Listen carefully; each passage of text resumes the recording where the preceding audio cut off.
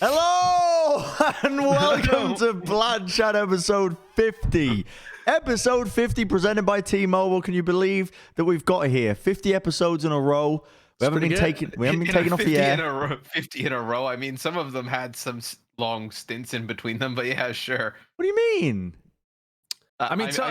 We've actually put out way more than 50 episodes because me, Johnny, and Custer did that series where we put out 40 episodes or something. But the only official ones are with me and Bren. Yeah, sure, exactly. Yeah. It's only official if we're here. And I tell you, this week has been so fantastic, hasn't it? Just from all the Overwatch we've seen, just the various anecdotes in our lives we got going on. I'm telling you, I'm feeling good. What do you know about our lives? What about our lives? We'll get into it, won't we? I feel like you're hitting at something. I have literally no idea what you're talking about. I was like, but my wife's here. I was like, did I miss something? Like, do I not know something? I mean, dude, I feel like you're not that Drake song where Future says, "Man, life is good." The song is called "Life Is Good." They don't just casually say, "Man, the song is also called good. "Life Is Good." That's kind of how I'm feeling, right now. I got my T-Mobile mug going. Sweet, delicious. This is a great intro. Yeah. So I want to get straight into this because I've got a lovely little story that was sent to me as well. So I found out over the weekend there was a very, very special fan, big fan of Plat Chat overall, and they were doing a little companion stream over the course of the weekend as well. And it was really interesting. They're based in LA, and this got sent to me as well. And over the course of LA, in case you didn't know, we've got this heat stroke that's going on. Heat stroke, heat wave. I mean, some people, heat stroke. Some people might have heat stroke. Might explain my chippy demeanor. But you learn something new every day. The city had a stroke. The city had a heat wave, not a heat stroke. But and as a result, there've been some rolling blackouts and whatnot. And this lovely little streamer, this little fan, was doing a companion stream, and the internet and the power went out in their building. But luckily they had T-Mobile on their phone, so they could directly stream. And that fan, he goes by the name of Sideshow Gaming, and he's a really big fan of Overwatch League, and he was able to keep his stream going. T-Mobile, I knew you were talking about me because it genuinely did happen. I had rolling blackouts, and I had to live stream on my phone with T-Mobile. Yep, it works indoors and outdoors. Yep, that brings us nicely into it. They got America's largest 5G network covering 215 million people nationwide and nearly 6,000 cities and towns. And even better, the nationwide 5G network works indoors, outdoors, covering thousands of miles, kilometers, while this competition can only cover city blocks. That's right. Throw in the kilometers there for the European viewers. Why not? Rank up, take your wireless game to the next level with T-Mobile and visit T-Mobile.com today, and your game is going to thank you. So there we go. Welcome to Plat Chat episode 50, presented by T-Mobile. You're getting really good at these intros. I thought that you were genuinely going to tell us a heartwarming story of a real fan that had been out there doing a little companion stream. Not just how many me. people do companion streams? Like random fans do their own companion. Just Sideshow. I don't know anybody else. I definitely sold it though. I sold it well as like a little fan who's like really likes to watch the companion streams. I believed you. And they wanted to copy you, and then no, actually it was Josh in the end. So yeah, we got a lot to talk about. We got a lot to break down. I got to try and find a rundown on my phone. I got to switch through it all, very high tech. A big recap, of course. We can go through all of the many upsets and everything else. Yeah, do you want to tackle North America or Asia first? Because we've a lot of playoff games have been played since we had our last episode. Yeah, I was gonna say, looking at the bracket and the schedule for next week, I was like, holy shit, we played like most of the playoffs already. We played 18 matches this week. Yeah, 18. 18. Yeah. That's crazy. It is wild. Yeah, it was tiring. It was a lot of Overwatch. Yeah, especially for you on the desk. And that's Saturday. We had 3 matches go to game 5 in a row. Oh my god, that was unbelievable. So much Overwatch. Holy shit. The games have been pretty good though. You expect the beginning of these playoffs to be not that good because it's all the bad teams playing. It's not like the normal playoffs where you immediately start with really good teams. But they were pretty entertaining, like right from the off. They were pretty good. Yeah, the games have been really entertaining. I think the meta is interesting in a lot of different ways. I think we'll talk about that. But I mean, pretty good start to the playoffs. I think it's definitely more wide open than we originally thought. Yeah, I don't know about that actually. I don't know if I agree with that at all. I think I was actually being gonna be the downer here on the podcast and actually say that, you know, I wanted more. I wanted more competitive games between the teams. I wanted More to see all competitive the games. teams. I want to shut up. Let me finish. Let me finish. Let me finish. Let me finish. I wanted to see all the teams bring their absolute best gameplay, but it felt like so many teams like fell short in the end. Obviously, Paris Eternal is the big one. But it feels like some of these teams just weren't able to tap into what we've seen from them in the regular season. Obviously, Washington Justice are now like upsetting everybody. But like Vancouver Titans had like a few games where they got going. They just got like 3-0 swept. Boston Uprising obviously improved a little bit, but like Houston Outlaws didn't come alive at all. The Gladiators kind of disappointed. We wanted more from them. Dallas Fuel got 3-0'd. Like a lot of these teams went out in a disappointing fashion, in my opinion. It didn't feel like these epic games that were decided by the small details. I'm okay with teams burning in just a crash of fire. I'm okay with it. There were some crashes of fire. Like Houston Outlaws was definitely a crash of fire. What's up, Bren? What's up? You look I've been not saying anything. Because you don't know what we're talking about. No, I know exactly what you're all talking about, but I'm trying to, the thing that we discussed before the episode, I'm waiting for it to kick in. And I'm just sat here, just chilling. What? Did you you saying that you could literally mean anything. What? Did you watch the games this weekend, Bren? Did I watch the games this weekend? Yeah, I did actually. And I did a lot of prep work as well, watching all the Oh wait, didn't I watch a game with you and Josh? Yes, you did. Yeah. Yeah, I did. Yeah. Are you sure? Yeah. Write a comment down below in the Plat chat video what you think Bren is waiting for to kick in. Well, yeah, I'm literally again. I'm completely lost here. I think. Wait, hold on. I think he wanted me to take a look at my bracket that you guys made for me. Like, you know, that $100,000 you guys promised me. Yeah, about that. So I'm looking at it right here. So 15 points is good, right? Yeah. So if I click on this, it's gonna be a perfect bracket. Sure. Yeah, don't click on it, Kurt. Don't click on it. No, It's bad. What does the red mean? The red means you're still in. The red is good. money. The red is 3 points and the green is 1. Yeah. So I'm colorblind. I don't know what it says. So there's a good chance with all that red, you're in the lead. Great. Yeah, don't worry. You'll probably still get like $1. Yeah. We'll Don't give you worry $1. about it. All right, just watch some more ads, guys. Kurt needs the money. Watch some more ads. Yeah. We'll get you $100,000 on ads. Let me lay down some tracks for a second, okay? Right. And we're gonna lead this down a nice orderly path because I thought you were gonna say something else, but okay. what you want me to drop 16 Can we bars real stop? quick? I thought you were gonna say you're Please gonna lay stop. down some pipes, and then you just like put your hand down. I was like, this is a crazy way for Bren to start the episode. All right, Boston Uprising, the team that everybody had zero expectations for, ended up upsetting the Houston Outlaws. And with this, 95% of brackets were busted with the first match of the Overwatch League playoffs. I love it. We did a 2.5-hour episode, and this is the only game we didn't even bother to discuss because we were just like, fuck it. Boston's gonna lose. And from the Twitter reaction from like players and other people, the Outlaws, they thought were going to be actually pretty strong, like in this type of meta. I guess they had been looking good in scrims.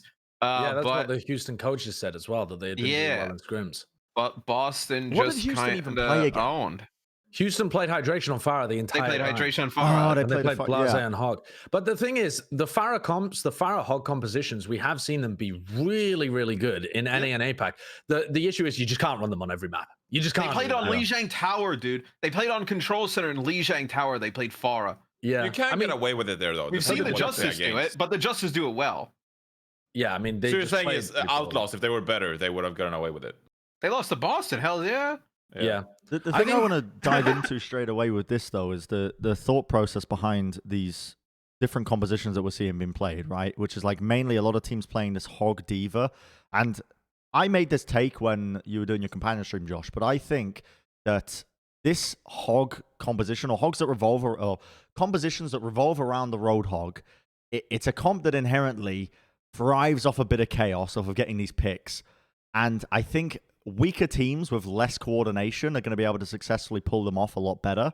But ultimately, a good team that can coordinate well, that can play that kind of rush style with the D.Va and the Lucio and the Moira, should beat it in most scenarios. Do you think this? Okay, so I was going back and forth in my head on this throughout the weekend, and I think it was just because we saw such varying results between teams who ran the different comps at like that kind of level you're talking about. I'm not as convinced after the first weekend that the Sombra Winston comps are superior to the to a Roadhog. Yeah, I actually think I agree with Matt here. I wouldn't say that one composition is better than the other. It depends a lot on the execution. I would say it's very hard to pull off the dive against some of these Roadhog star comps. And I think the best example of this over the weekend was the Gladiators against the Fusion on Umbani, because I think that was genuinely a very competitive map. Obviously, Gladiators swapping over to the Ashe in the end made a big difference, but they could play the Pharah and win some of these fights against the Fusion, and it came down to coordination and team fight execution, in my opinion. You could even look at the other Gladiators game. They were getting absolutely dumpstered by the Florida Mayhem. It was on pace to be the fastest match in Overwatch League history. And then they end up playing Mirror on the Roadhog, and they get a draw, and they look way more competitive the map after that. Yeah, but I think that's also because those teams aren't elite level at playing. Well, I was just going to say, I don't think that Florida is that elite level of dive. Which is my point, because I think that the weaker teams that don't have the coordination to play those comps, you have to be so perfect, otherwise you're going to get punished so hard by the Roadhog. Even if you play perfectly, even if you play absolutely perfectly, you can't stop the Ashe from hitting a headshot, or the Hog from hitting a hook sometimes, or the Pharah from hitting rockets. So, like, even if you play theoretically perfect Sombra Reaper or Sombra Tracer dive into it, you're going to win the fight if they miss, but if they hit their shots, you can still lose. The issue is... You're like 50-50, but they can still clutch, and you can't clutch. Like, what are you going to do on Reaper? You can't clutch. Like Josh is talking about, you have to play it absolutely perfectly, and they have 3, without ultimates, one-shot combos pretty much. And then you're in a spot where when the Hog comp starts to get rolling, and you get like a, grab, you get whole Hog, you get Nano, Bob, like if they play the Sombra, you get like an EMP. You snowball like super hard. And we saw a lot of times teams would like execute a good dive, and they would get like one player in the back line, but because they never deal with the Hog and the Zarya, the Hog and the Zarya just live forever between bubbles, vape nation in it up, like it's just unreal how long they can style of it as well. For. I mean, we can get into almost straight away after this. Generally, do we have any thoughts about this Boston-Houston game other than the fact that's my theory as to why it seemed like we had zero expectations coming into it, but I feel like it's a comp that allows... I mean, certain main tanks impressed. Because they were mirroring the Hog. So you can't just say that Boston won because they were, getting away with some Hog shit. Like, both of the teams were playing Hog the full time, but Fusions and Punk just outplayed I think I can definitely say they won because of the Hog shit. Yeah, Boston have one of the best tank lines in all.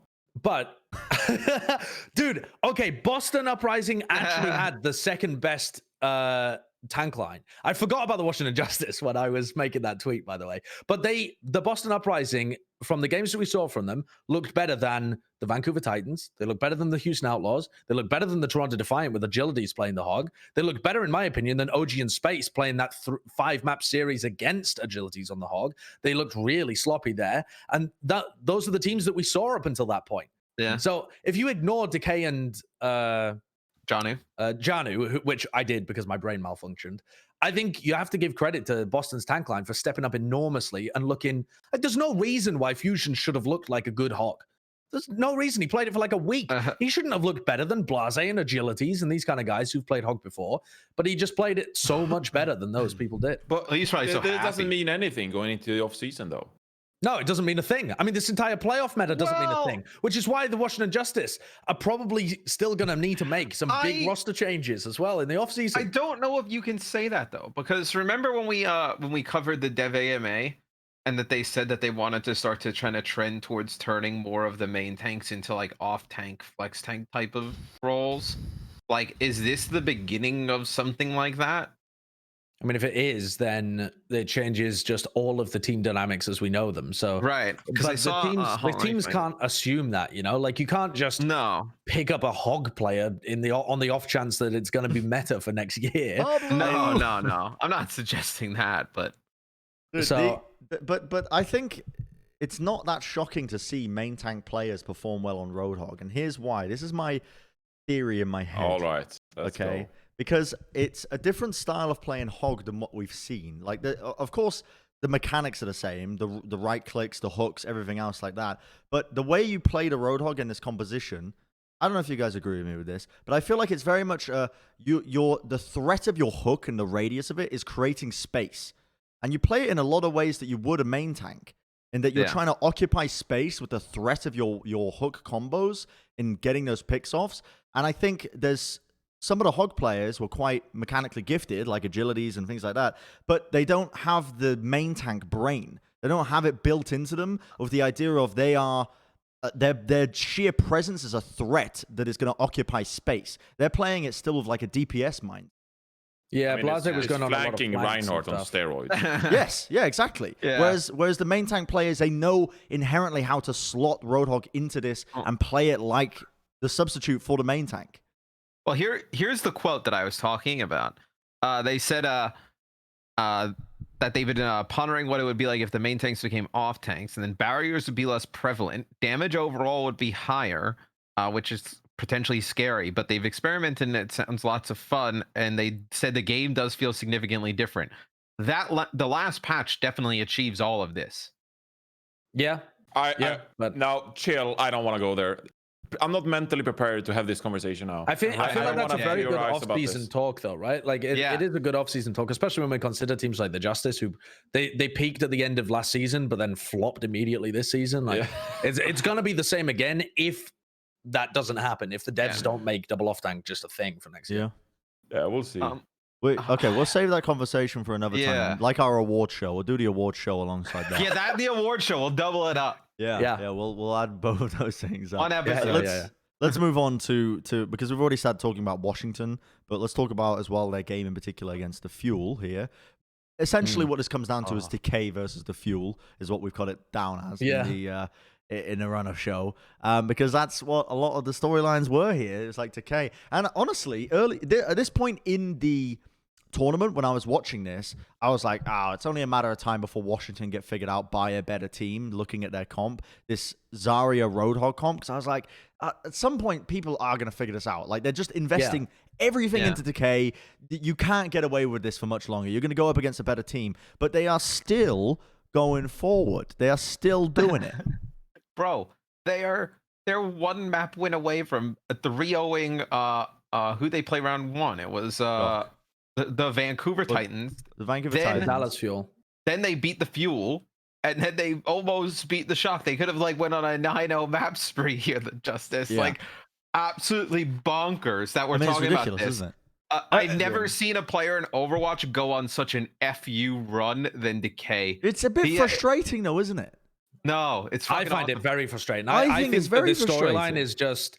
There's something that feels very wrong to me because it all had to conspire for these events to come true. For example, if Decay had joined the Washington Justice, but we had still been, if the meta was still, I don't know, Ryan Diva, like the Dallas Fuel are playing, or Winston Zarya, they'd be terrible. Like this team would still be really bad because they've sucked at playing Morello Lucio all season. They've sucked at playing the Winston. They've sucked at playing the Ryan. Like there is so many inherent problems to the Justice, but they've found a comp, which full credit to them, that lets them sub out their most inconsistent player, Raw, put an absolute freak on the Zarya, get Aimgut back on his best hero, Arc back on his best hero, and big credit to Stitch because he's really leveled up. I mean, Stitch isn't playing different heroes. He's just playing them at a lot higher level. There are two sides to look at this, in my opinion. Okay, one is obviously that we should give credit to the Washington Justice because they provide us with the best gameplay possible now for the playoffs. They're obviously looking like one of the most dominant teams, and they should be getting credit for that.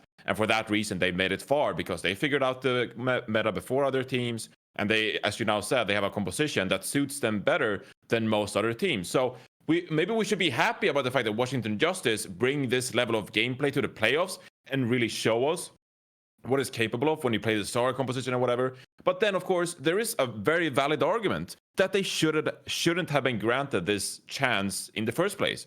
Because what else is the regular season for?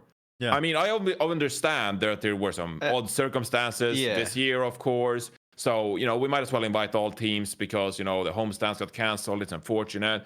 But at the same time, online matches, maybe they'll change a few individual matches. Maybe you'll have like Fusion and Shock go one way or another. But at the same time, like, online matches aren't going to change an entire season for a team. And that is where, like, okay, well, do you want to give, like, Boston Uprising, Washington Justice, Vancouver Titans, do these teams deserve, like, a second chance in the playoffs based on the fact that we moved to online matches alone? I think it's a valid argument. I'm not going to say that one is right or wrong, but I could definitely see how it's unjustified, ironically enough, for Justice to have this opportunity to go into the playoffs and just dominate in a brand new meta after they picked up a player who was picked up after the initial deadline.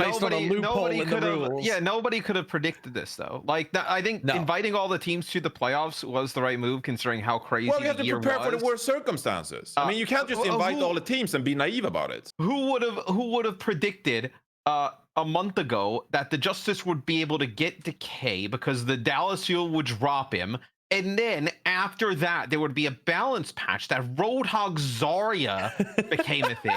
But that's not how you make these decisions. You don't make these decisions based on predictions. You make them based on worst case scenarios and what feels appropriate. The worst case scenario is that a team like, for example, the Chengdu Hunters or the London Spitfire or whatever is actually a competent enough team that they would have made the playoffs had there not been a region separation. So you're attempting to undo some of the, again, ironically, injustice that could have been done by splitting the regions. It's not really about online play, in my opinion. It's about giving the bottom half of the APAC teams a fair shot. And I think it would have really annoyed the NA viewers to say the top 8 teams or the top 7 teams from both regions can go, because that covers the whole of APAC, but only the top 7 of North America. So if you're going to invite the bottom of APAC, and APAC was much more competitive at the bottom, you're kind of obliged to invite the bottom of North America. New York could have made the argument like, why the hell did we go to APAC to fill out basically the league when they could have stayed in New York and just beat up on the bottom teams and been a top 3 seed, right? Yeah.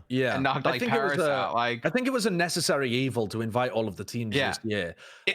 I just think that it does diminish the storyline in some way. I had some people in my chat saying, some people in my chat were saying, is this going to be one of the greatest storylines of all time in esports? And I was like, honestly, no, because a lot of the other storylines are about how the team was like getting there and then it eventually made some kind of push for playoffs. Whereas the Justice have kind of been granted this opportunity like a gift from the heavens. They're still making the best of that opportunity, but they were gifted it to be able to get in here in the first place. It is the most perfect storm of perfect storms. Like they could not have had any, like, even if they would have been given the option to pick what would have happened, they wouldn't have picked something this good.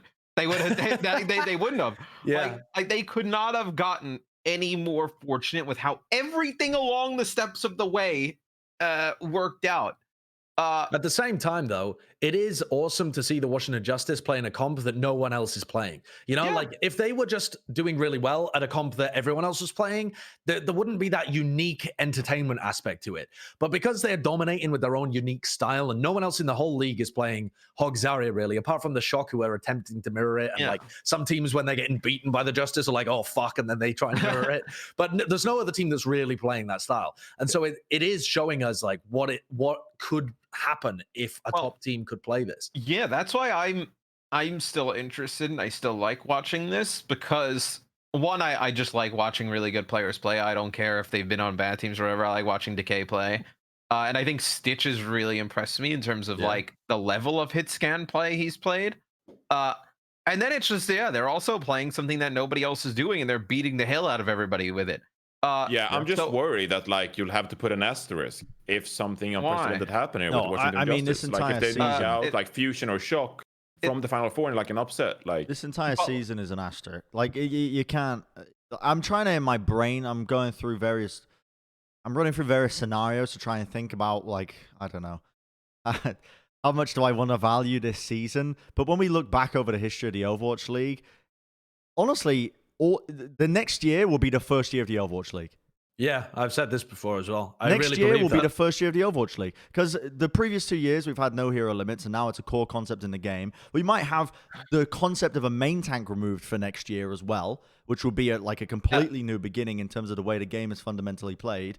But yeah, I mean, next year should be the first time that everything is reset to where the Overwatch League should have been. So it feels, I don't know. I feel a little bit let down over the course of everything as well, because. But you've also just got to enjoy it for what it is. Yes. Yeah.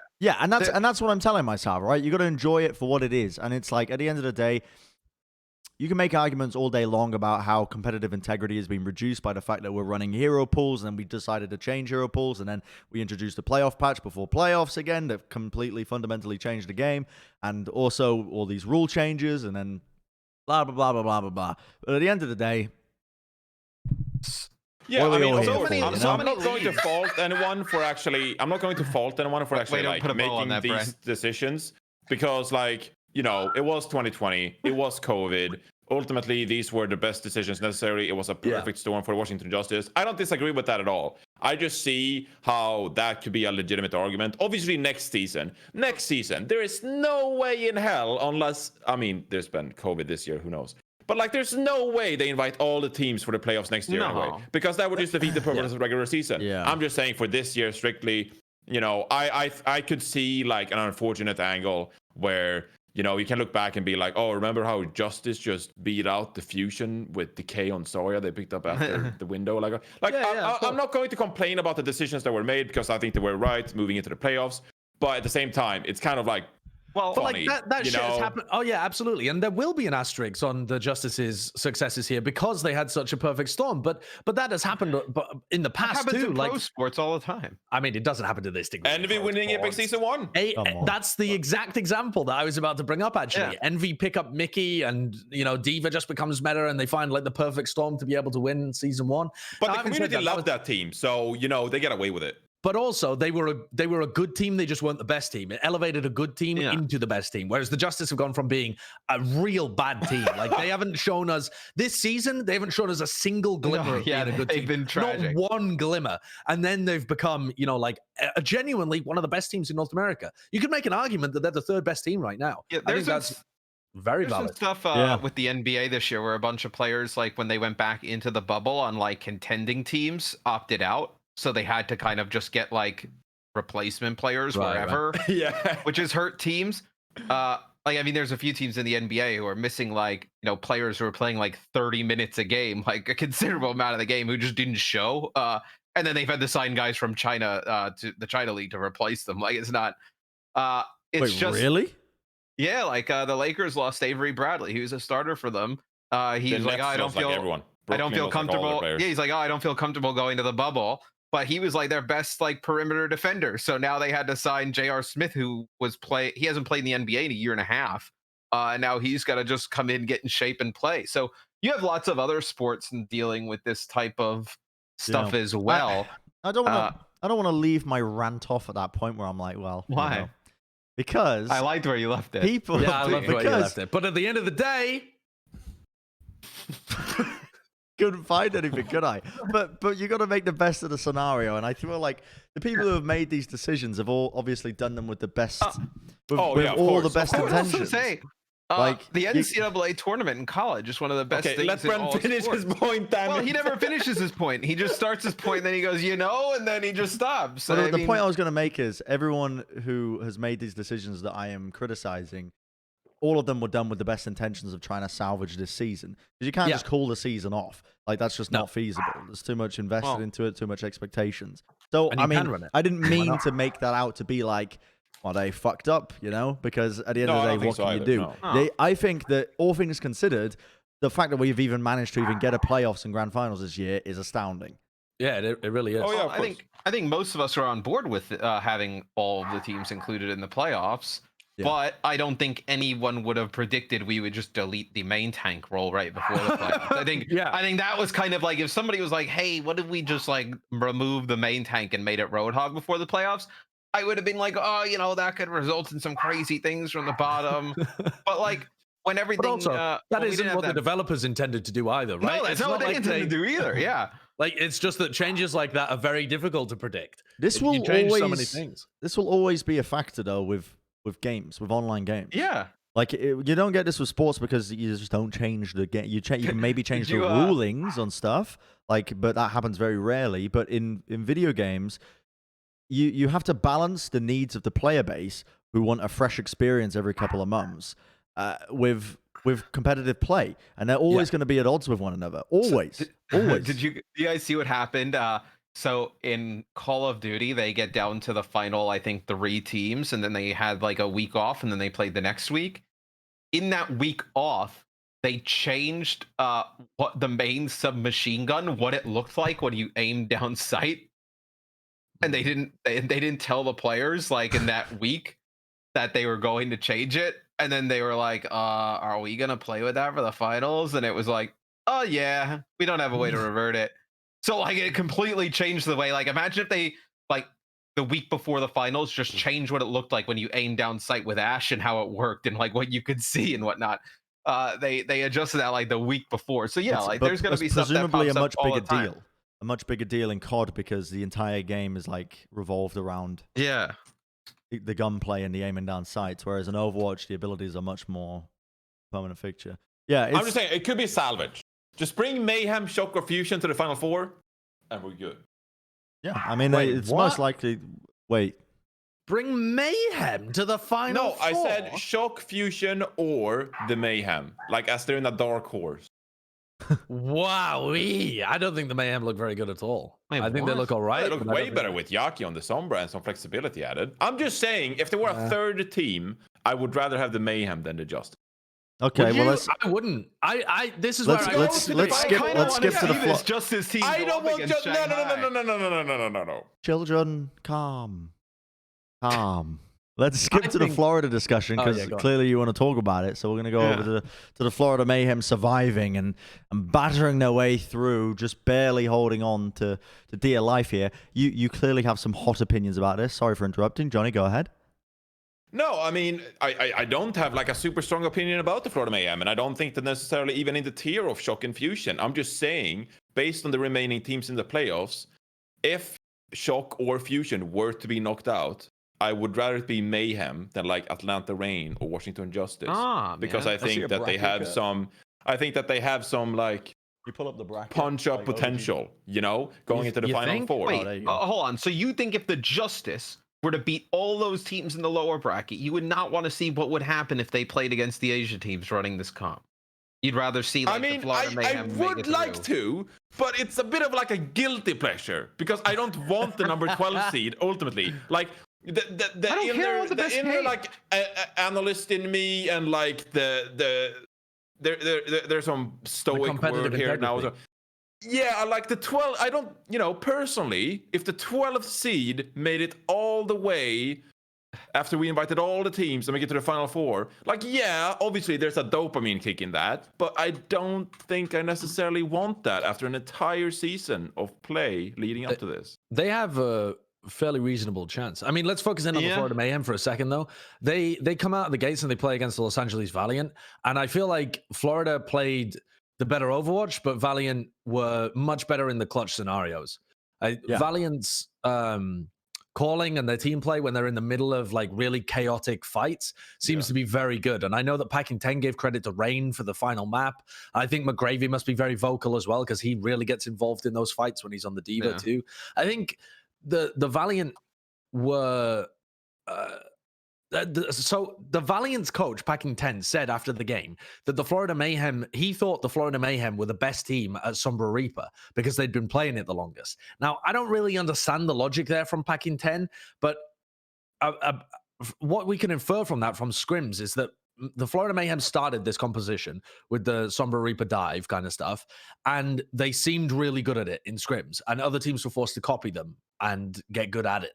But with only a week to copy it, the Valiant was still able to beat them. So I think that the Mayhem actually, they look kind of one-dimensional when they run this comp. Yeah, they do actually. But they looked so good against the Gladiators. And they looked much better with Yaki on the Sombra, but I still think that they are just... They only have one comp that they've shown us, and it's not like they're incredible at the comp. They're just pretty good at it. And you could see them dumpstering the Gladiators from a mile away. The Gladiators got dumpstered by the same composition almost by the Philly Fusion the day before. They went to 5 against Toronto. Well, that was the Fusion. And they couldn't stop any of it. But you expected Florida to come in and just roll the Gladiators in that match. I don't know how much I learned about Florida this weekend. I think they definitely did look better, though, with the swap of the Sombra and the Reaper. I didn't really like the way that Yaki was playing the Reaper. He was playing it like right up at in the front lines, whereas I feel like it's more effective to play your Sombra further forwards instead of having your Sombra on the flank so that they can charge EMP crazy quick, and you can just kind of leave the Reaper to be self-sufficient. I felt bad for Space in the Gladiators match. He didn't even get a chance to play. Yeah. Are we talking about the Gladiators later, or do we want to do it now? I mean, we're just talking about Florida, right? And their matches. The games they played against the Gladiators. Yeah. But yeah, I mean, that was disappointing. In general, I think it's always the risk when you come across. The thing is, when have we ever seen? When we saw Florida being a dominant team, it was during the Tracer Ashe metagame, right? Like that was when they were the most dominant, and that's just a factor of just them falling into the right meta at the right time. So, at least for me, when I'm thinking back, I did have some preconceived biases of where I would place all of these teams and the teams I want to see go far, but it was purely based on like tournament performances, which doesn't make sense because they're just different metas, right? Like we just don't really know. But yeah, all in all. What is your... I don't want to change the conversation topic, actually. I was about to move on. Okay. Well, I'll ask Josh a question then. You said you thought the Florida Mayhem looks quite one-dimensional so far. So what are your thoughts about the Valiant doing pretty much the same thing? I think the Valiant showed at least a willingness to show one other look when they played against the Philadelphia Fusion, and in the final map they played the Zen Mercy with the long range hit scan, the stuff that the Shocker's been playing, where they run the Ashe with the Zen Mercy backline. I think that could be an okay look for the Valiant, because at least then they're putting their players on their best roles, and maybe that can give them some kind of upset potential. At the end of the day, though, I have the Valiant in pretty similar bucket to the Florida Mayhem, where I just don't think they have upset potential against the top teams. For me, there's only 3 elite-looking teams in NA right now, and it's the Justice, who look dangerous as fuck, but with enough time might be able to be countered. And then the Shock are mega flexible, but still trying to figure out the meta. And Fusion look like they've already figured out the meta, and they've got great team coordination. Okay, so typically, might not be the case as much early on in the season, but the later few months, generally speaking, the 3 of you have been the ones spitting out the hot takes, saying controversial shit, and me just mauling my face off during the podcast. Is it your time? Well, we're usually right. I mean, there's no reason for you to maul. Oh yeah, Super's going to win the fucking Summer Showdown with this Genji for the Shock. Oh yeah, if they would have played him, maybe you never know. Yeah. They didn't play him. Yeah. Absolutely, of course. Yeah. Okay, here we go. Oh my God, here we go. I think this would be such a... I can't even find the right word for it. It would just be so funny if Washington beat Valiant, Florida Mayhem beat the Atlanta Reign, and the Florida Mayhem counters the Washington Justice with Yaki's Genji, and that turns out to be the counter composition, and Paris Eternal should have played Sparkle Genji all along. That would be so epic. I don't think it's likely, but if they manage to make it work with nanoblades and biotic grenades to counter Decay, I would laugh my ass off. And Paris going out in 2 matches, not playing Sparkle Genji. That's what they did against the Gladiators. They beat the piss out of them on Dorado. They played the Genji. Yeah, but that also, I am not a fan of this Genji pick. It would be so funny. What is the premise behind the Genji pick? Why do you think that this is the counter? Farm it up. The Nanoblade against the Hogzaria? Right, I don't get it either. I think it's because, Bren, you want to counter the Hog Zarya comps by ignoring the Hog and the Zarya and diving into the backline and killing the Ashe, then killing like the Ana that they're playing with, and then turning back and dealing with the tanks. If you're not running, if you're not running the Reaper, if you're actually trying to run dive. And I think the idea here is that they couldn't effectively dive with a Sombra and a Tracer because they're not coordinated enough and they couldn't get into the backlines easily. So instead, they just went full fucking YOLO mode and ran at them with a Genji because the Genji can get to the backlines really easily. I don't think it's an effective counter, but it does nicely synergize with the Ana if you can get any value out of the Genji. I just don't think you can get any value out of Genji. I think the Justice comp beats the living piss out of this.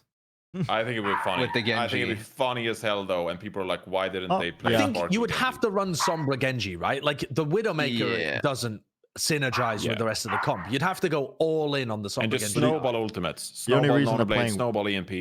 Yeah, the only reason they're playing the Widow here is to match the other Widow on the right. Yeah, because of the long sightlines. Anyway, yeah, I mean that's an odd one. You guys want to talk about APAC? APAC? You're finished talking about NA? I think we were gonna talk about the this run of show is all over the fucking place. Well, I don't even know anymore. We were gonna talk about the early rounds of NA and then the early rounds of APAC. But what we've got left is you talk about the early rounds of NA. You can't not talk about the Justice against the Shock. All right, so let's keep going then with NA.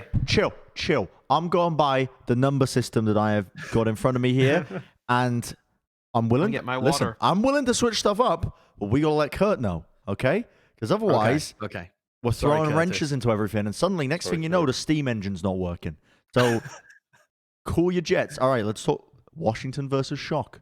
Okay, let's recap what a it. Sick game. Think back to this match when it happened, because I said on stream the night before this match, and people were asking me like, "What do you think about the selections? What do you think about the selections?" I had like 1,000 people all asking me. It was very impressive. And they were like, "Oh, what do you think about this?"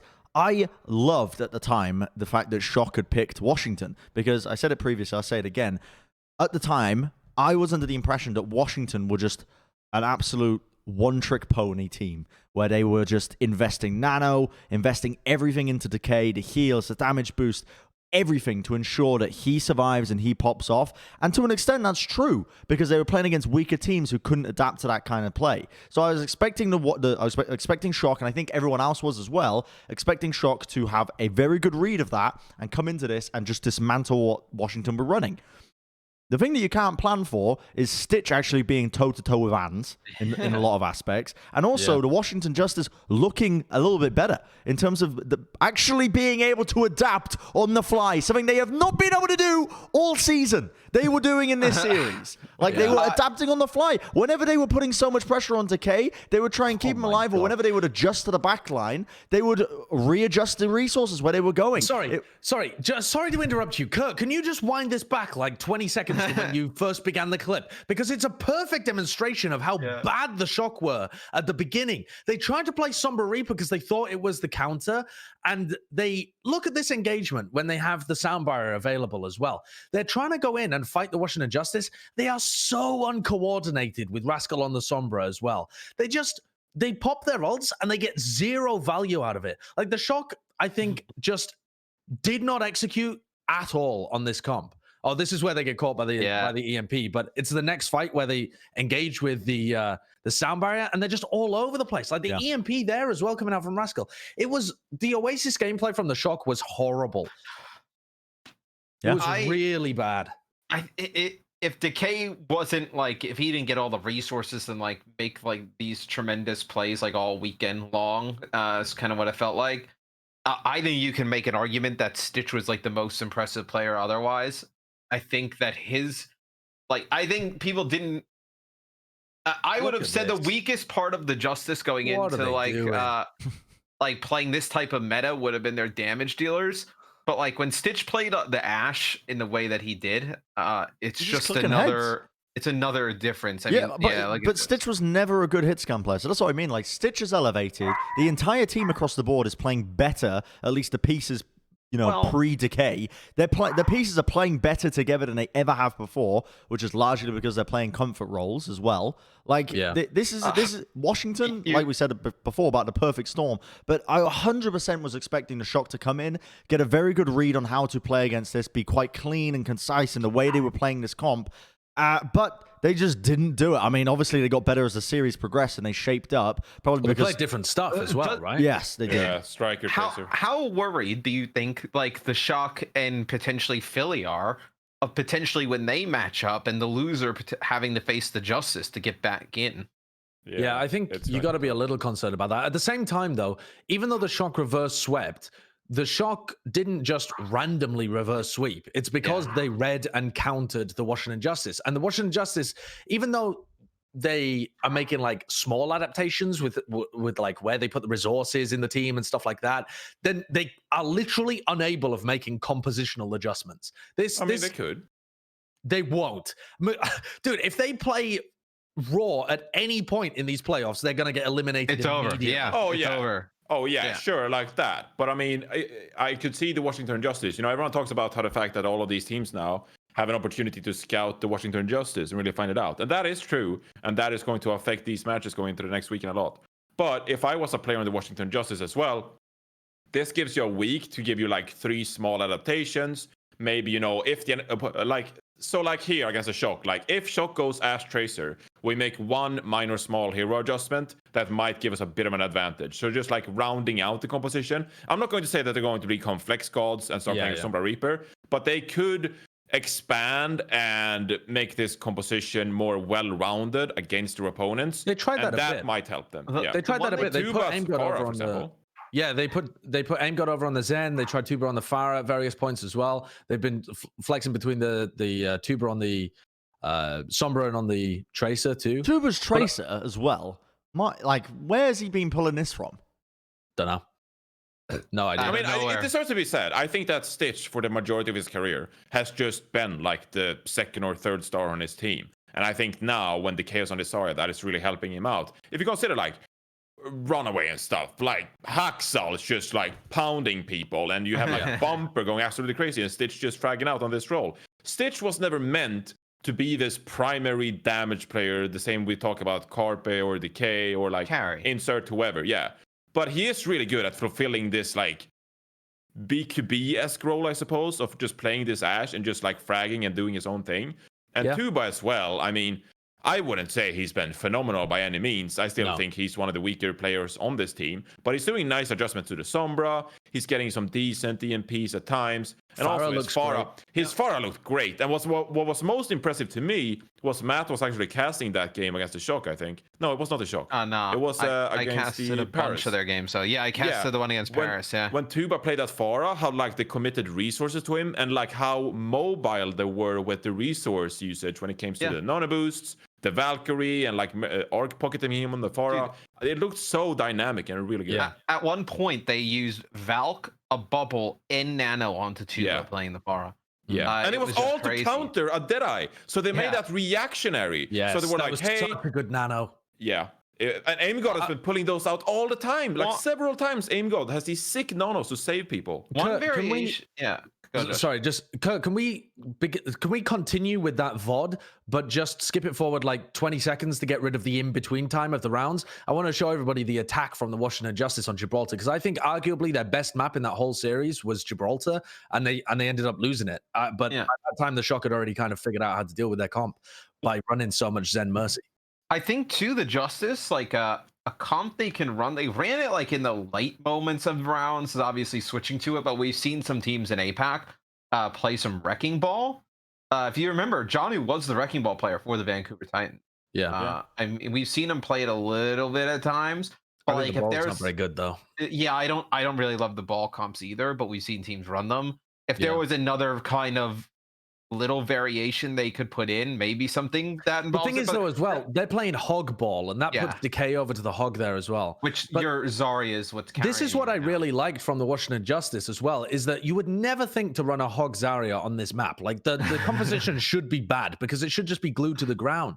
But instead, what they do is just push Janu and Decay into the high ground positions so that the Shock, they're just forced to give them up. They can't hold this blue box whatsoever because they're worried about getting hooked. They've got a Hog in their faces. They can't burst down the Hog. The Shock's composition, the way that they countered it was by just putting a shit ton of long range damage from Ants and from Violet in the backlines. And they just slowly had to just walk backwards over and over again as the Washington Justice they didn't really even take team fights. They just walked onto high ground and forced the Shock to run backwards, which I thought was a great adaptation on a map that they really shouldn't be good at. Yeah, it's interesting because the way they play it with the Zarya, if you start to just try and deal with the Roadhog, then Roadhog doesn't die, Decay's full charge, and then you're already in, you're dead. If you try and just poke it at range, they just save Bubble and Hook, and they just walk in, and then you're just kind of there. I mean, they're pushing you back, like you mentioned. I saw online a couple of arguments. People getting up in arms about making the claim that Decay is a better Zarya than Sinatra was last year. I think that's like comparing apples to oranges because completely different meta. I wouldn't say Decay is better, though. I mean, if Sinatra was here and could play this meta, he'd probably look at least as good, if not better, than Decay. The thing is, Decay looks so good right now because all of the great Zarya players from last year, they're not playing the Zarya right now. I mean, Sominsu's not in the league. Sinatra's not in the league. Nene is not featuring on the NYXL. And you could even argue that Decay performed better than Nene over the course of last season anyway. Yeah. And then, I mean, at the 4th place spot, you've basically got Decay. Oh, Godsby as well, actually. Godsby was pretty good, but the Spark aren't playing him on that role either. So all of the great Zarya players are just not playing Zarya. Decay's the best by default. Poco would be an interesting... it would actually, yeah. But... obviously, it's not going to... well, we haven't seen anything from Philly like that yet. Philly are just way more... They remind me of a team that are completely secure in mind, knowing that they can play what they believe is the appropriate comp and beat those teams. I think Philly should try playing Hog Zarya in this week because there are certain times where the Hog Zarya comp seems uncounterable. Volskaya defense, it's sick. Like Volskaya defense, for example, when you have the Pharah really high up above the choke point, it's like sometimes you can get your Pharahs into position where they can't be hit by hit scan, but they can still shoot the choke points. But if you try and run a counter comp like Philly would run, where you are playing Sombra Reaper and you're just designed to fuck up the Hog as fast as possible, or fuck up the tank line in general, you almost can't kill the tank line quickly enough to stop the Pharah having enormous impact. The Pharah just shoots you, and you can't kill the tanks fast enough to stop yourself dying to the Pharah. If I had to guess, a lot of these teams this week are probably not doubling down on the comps they've played. They're probably trying to figure out how to play some variation of Roadhog in some capacity. That would be my guess as well. Like I would assume like your Florida Mayhems of the world, your Fusions, I think the Shock probably go back to the drawing board. I think a lot of those teams figure out how can we incorporate some Roadhog into our game and still be versatile enough to switch to like a dive, let's say. That's probably what they're working Shock on. Looked pretty bad when they were running Choyobin and Smurf on Hog Zarya. Yeah. I'm not happy with the Smurf Zarya, but Super looked really good on the Hog as well. So that looked for them pretty good. Night Market was really good, but he had some oof moments on Garden when he started getting booped and and stuff. But Night Market, how do you stop yourself getting booped? Yeah. Let's talk about go APAC. Close to the edge. Let's talk about APAC. Let's move it over. Now do I have your permission? Do I have all of yours permission? I would say one final sentence. I don't If you would allow like to see teams expand like that, okay, now it became more than one sentence. So I'll continue talking so this sentence doesn't end. But I just wanted to say that I think Atlanta Reign, if they were to play some more Roadhog, it would be kind of cool to see them opt into more Roadhog maybe on Gator, and then they could do the Seoul Dynasty thing where they play Hawk on the Sigma and start messing around like that, because I think that would suit their hero pool. That would be kind of entertaining to watch. Not saying that it is optimal, but it would be entertaining to watch. That is one sentence.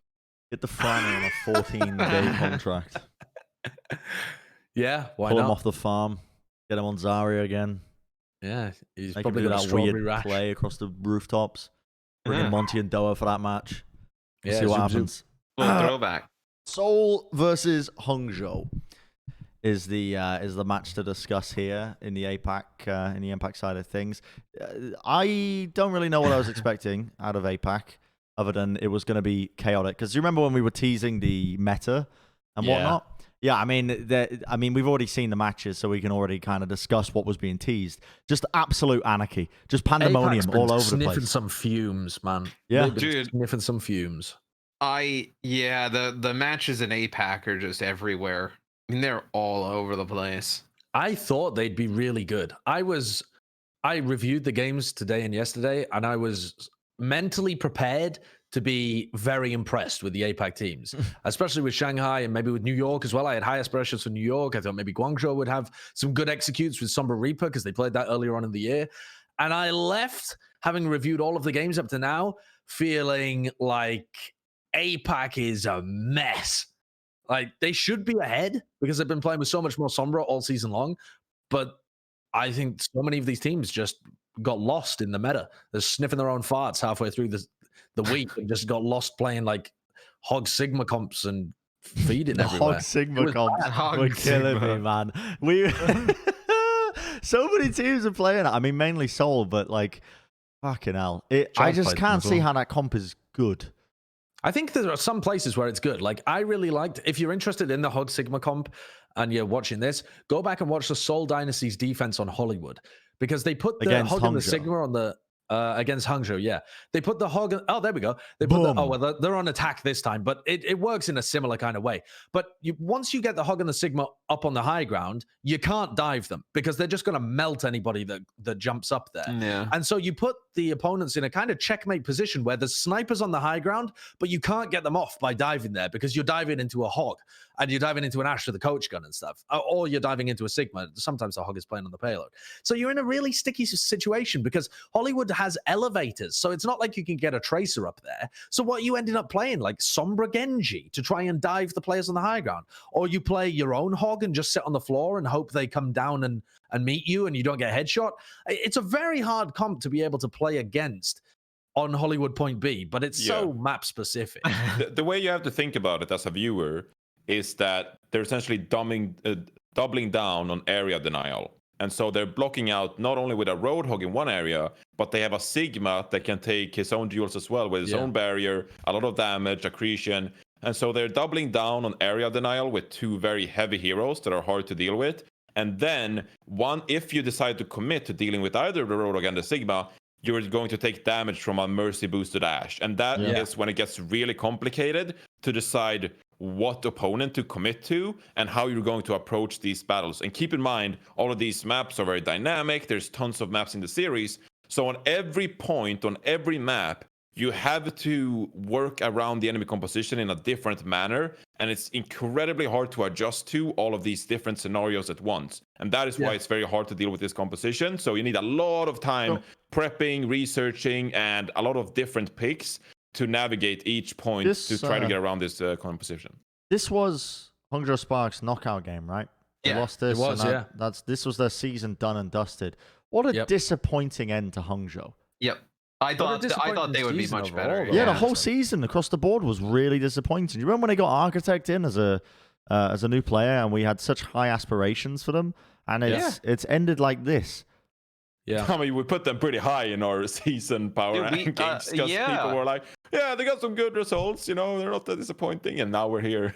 I mean, they're disappointing though, I think, because you have such high aspirations for them. They finished 4th last season, right? Yeah. Like, they actually looked like a very competent team. But I think the same scenario hurt them again, where in 2019, they always struggled to adapt to metas. In 2020, again, we're seeing them struggle to adapt to metas.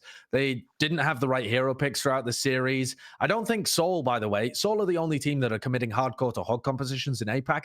I don't think that Seoul are anywhere near as good as the Washington Justice. I think Seoul have some good looks where they do look as good as Washington, but a lot of the time, the hero picks that they implement are just bad as well. Toby plays quite a bit of Brig for some reason against the Sombra dive comps. They've played a lot of what else did they have playing? Marvel was playing the ball a lot of times that wasn't looking very good whatsoever. And they've had they had Profit on Genji to attack on Anubis against the Guangzhou Charge. Like some just bad compositional choices, even though the raw concept of the team is pretty decent. Yeah, I watched Seoul versus Guangzhou just before we recorded this, so it's probably the first time I've done any sort of prep work for a Plat Chat episode, but it was just chaos, pandemonium. These teams are forcing compositions that I just look at and I'm like, this seems like it should be some first round shit, like that, where before they get weeded out by better teams. Yeah, and I could just see so many of these. I could see some of these teams just getting absolutely dismantled if they were in North America, which is so disappointing because I love this elitist sort of storyline that we've set up where APAC is the superior region. And I'm sure Wolf is crying in his pillow every night as well at the state of this game. I mean, I don't know if he might be in denial or what, but it is a little bit disappointing. And the worst thing to come out of this now as well is that we get Shanghai to presumably go through, and Seoul, I think, are the most likely team probably to make it through. I think New York is pretty decent as well. New York. Can I just say before we move on to New York, because we'll move on to New York inevitably. Final thing on Seoul as well. I'm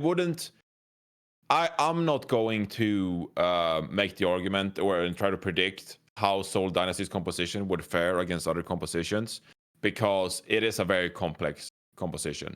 Like, you would have to make a lot of research. I cannot predict how Seoul Dynasty's Sigma Roto composition would fare against something like the Washington Justice, because I think it would play out in a way that's very unpredictable necessarily, and it's not like necessarily like theory crafting, like how much value can Decay get from the Zarya when he's facing a Sigma barrier, and also he has a Roadhog that can hook him. You know, how does the Zarya barriers affect the Roadhog's ability to get hooks on Gesture, of course, or from Gesture? It is a very complex compositional matchup, so I'm intrigued to see if any team can counter Seoul's composition, because I think it would require a lot of smarts and a complex way to do so. So the thing is, though, Seoul haven't been running the Sigma that much. They normally run the Hog Diva, and they've had to swap off the Hog Diva quite a lot, even against the teams that they've been 3-0-ing. Yeah, Diva is easier to counter, They often get into situations where Gesture is ending up playing the ball, and they're playing like ball Diva comps. Like, Seoul just look like they are not as well refined in terms of their play and what heroes they want to run and how they want to counter certain compositions. Whereas when you watch the Justice are 100% committed to their comp and know how to adjust the resources within their comp based on what their opponents are running. Whereas Seoul are just kind of throwing shit at the wall and hoping it works. Like, the level of confidence there is so different. That's true. I'll add on to that as well, just by saying as well, it's not just that, it's the comps when they're trying to chuck fire into the mix. Like, when I was watching King's Row of Seoul Guangzhou, holy that was so bad. It was so awful when they were playing the fire on the defense, and they're just holding the S key, but essentially just going backwards and backwards and backwards and backwards, because they can't hold any space with the Farah. There's not enough angles where you can take ground as a Farah and hold positions. The comps inherently, they just seem to have obvious weaknesses, and it scares me a little bit that the teams don't really think to sort of counter it. Yeah, that's the thing that gets me the most, actually, Bren. I think you've hit the nail on the head, is that whenever the Washington Justice are running Farah, it's in the right places, on the right maps, and they're getting value out of it. Whenever I see, like, Seoul and Guangzhou running the Farah, half of the time it's in the right places. Half of the time I'm like, why are you running it here? Yeah. The Guangzhou Chargers defense with Farah here makes no sense rolled on King's back. Row. As soon as they lose this first point, like, you can use that initial room to just dodge and juke around away, but you just can't take positioning against Seoul with the comp they're running when they're running the snipers. Like, it's unbelievable. Nero is just stuck in a corner. And the advantage of the Farah is that when they're shooting your tanks, you should be able to go really aggressive and get huge value. But Nero is just kind of penned in a corner. Now he goes aggressive and he's able to find some space, but he just gets killed here. Because he's just in the middle of a bunch of sight lines of snipers, and he's trying to chase people into buildings. Yeah. Like, it's just the NA teams seem to have a better idea of what maps to run different comps on and how the comps interact. And, you know, maybe the Shock only just learned that kind of stuff this week, but the Fusion and the Justice seem to really have that kind of shit down. Yeah, whereas Seoul, I don't know whether they're learning, they're just random. The Justice inclusion of the Zarya as well, when all of these dive comps playing the Diva in play, you know, if they can't get in with the Winston and keep the Winston alive and burn a player down, you almost see Decay get a D-Mech every single, like, at the beginning of every single fight. Yeah, it's just gonna melt. I mean, the Diva's just a free kill. One thing sorry to interrupt, it puts the other team in a tough spot, because then they don't know where to go, because when they go to, like, Winston Zarya, they just don't even give a shit about the Zarya bubble. Hog just blows it up with one shot and then hooks the Winston in and kill him. So they don't really have any other kind of look to go to. The more we talk about the comp and how Washington are, like, much better at playing their comp that they like to play, the more I think as well about the inherent strengths of that composition, just overall. Because one of the biggest mitigating factors to the Hog hook when they're playing these Roadhog lineups against each other is the Diva having to be so on point with the defense matrix to block the incoming damage. But you can't block Decay when he's 100 charge. No. You literally can't mitigate any of that damage. Like, And it's knowing the strengths and weaknesses of your comp, which is the massive difference maker, which it just doesn't seem that APAC have. I definitely think there are times where you have to mirror Hog Zarya in the current meta. Like, or maybe not Hog Zarya, but you have to mirror like Hog plus something else, whether that be a Sigma or a Diva or something. Well, there are certain times on certain maps where I don't think you can effectively counter it with a Sombra Reaper or Sombra Tracer. And that's why I'm saying I want Fusion to spend some time exploring that aspect, because if they don't explore it and they assume that they can counter it, that could be a very nasty surprise for them in the lower bracket final if they end up down there, which I don't think they will go down there, but it would be a terrible surprise if they did. You also watch how the Justice play it. Like, if you have a chance to go back and watch some of their games, because I got to cast it in 2 this weekend, they hold on to Hook and they hold on to Decay's bubble for Janu for what feels like forever. Like, they wait until like the biotic grenade comes out to try and like help the Winston on the other team. They bubble Janu. He's able to take his breather. Yeah. Like, the way they cycle through all that stuff is perfect. And that's a high level of Overwatch that's required as well. It's the same concept, but on a much smaller scale of holding the EMP when there's like a sound barrier. It's like the threat of the ultimate itself is more powerful than the ultimate. It's the threat of the ability, the threat of the hook, the bubble, things like that. So it's that kind of high level of play is pretty sick. Am I wrong to say that Justice got a new coach recently as well? They promoted somebody to main coach. He was always, I think Supreme was always the assistant coach, or was always an assistant coach, but they promoted him. I think I saw they brought somebody else in recently as well. Oh, really? See if I can find it. Oh, I think what you're referencing to is how their GM was like that. Roar has become like an assistant coach because he's so active during scrims and helps out the players. They got somebody else from Contenders to help them out. I mean, it'll be on. See if I can find it. Yeah. Anyway, let's talk a little bit about New York, Shanghai then, because this is the 2 teams that I suppose the majority of you think that are going to be probably making it to the grand finals in terms of the grand finals playoffs. I would prefer to call it the final stretch because it makes it Final Four. Final Four is much better than final what did Bren call it last week? The final stretch. The final stretch. Yeah. I mean, sometimes it can feel like a stretch, the course of this season, the way it's gone. That's what I call yoga, because if I try and do yoga, I think I'll rupture my kidneys because I'm so inflexible. Weren't you gonna get really into yoga? I started, Jonathan, and then I just couldn't keep it up because I'm trying to pressure. Too painful. I'm trying to pressure Josh into keeping up yoga. I definitely should. It's good for my health. Josh goes, it's too painful. Meanwhile, dude, it is intensely painful. A mountain of Pringles wavy behind him. Painful. Wondering how he became inflexible. Sitting there. It's like SR. You can't go up 100. 14 hours a day. SR a day. 50 bottles of Pringles wavy in the back. I have a great yoga app. I'll recommend you after the pod. You just got to start doing it. And tea and you just got to start small. Yeah, I know, and I have been starting small. I don't think you quite realize how inflexible I am. Like, when I try and how the fuck are you gonna solve that if you don't actually dedicate yourself? I mean, obviously, I'm not saying that I shouldn't do yoga. I absolutely should. What I'm saying is that my monkey brain says, "Oh no, pain." Yeah. Because when I just try and sit upright, there is like a incredible pain in the back of my knees just by trying to do that tiny little stretch. So I'm already so far gone that the most basic yoga instructions are like intense pain. I believe in you. I wouldn't favorite myself against anybody really in a fight. I think I could take you though. In a fight? Yeah, what are you trying to do? Wrap around me like a you sound like if I kicked your knees, you would just fall to the ground. You would just I'm sturdy. I'm sturdy. Anybody describes himself as sturdy, like just like a block of stone. Josh is taut, is what he is. He's been tightly strung.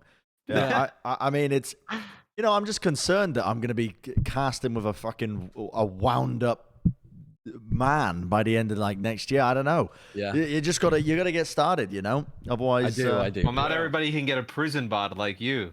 The prison bot. Did I tell you why I started using the term prison bot?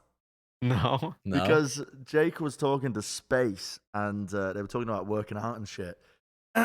Jake's pretty in this off season as well. During COVID, he's been working out pretty heavily as well, and it was Space who used the term prison bot to describe just the attitude of working out in COVID when you're trapped in your home. Like, get that prison bot.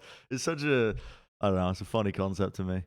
But quite apt as well, considering now I could break all of you into 2. Maybe not Johnny. Johnny's built like a shit brick house, but A shit brick house? That's not a thing. It's a house made out of bricks of shit. Yeah. Jesus. I mean, Christ. I haven't been able to work out this off season, so I become the Wait, really? The yogi. No, the gym is closed here, so I haven't been able to work out for months. So I just do yoga now, like 5 times a day, and I'm gonna do a split. 5 times a day? No, 5 times a week. Sorry, 5 times a week. I was like, Jesus Christ. So my one goal, it's on my bucket list to be able to make a split, because there would be nothing more badass than for a 6'7" guy to make a split. God, can you imagine that leg stretch? Yeah. Like, can you imagine how far you'd have? Like, people talk about people's arm spans, but your leg span while splitting would be absurd, man. That would be hilarious. I'm going for it. I'm going for it. Yeah, do it. I mean, dope. It's insane. You got to be able to get your legs like behind your head, though. You know Work what I mean? on it. Like an action, like a pretzel, like a action figure where you just kind of you do the split, so your legs are split out, and then you got to be able to do like pull them up. I'm dislocating my knees just thinking about it. Yeah, no, pretty horrific. Let's talk New York, Shanghai, because this was a match that took place and was actually slightly competitive in terms of New York being able to take it to Shanghai. What did you all make of this? I was told this was an amazing match. It was not an amazing match. It was an all right match. Yeah, I kind of feel the same way, where I was in between. I came away a little bit underwhelmed from Shanghai, a little bit impressed from New York, but nothing really too drastic in terms of my opinion on either of the teams changed.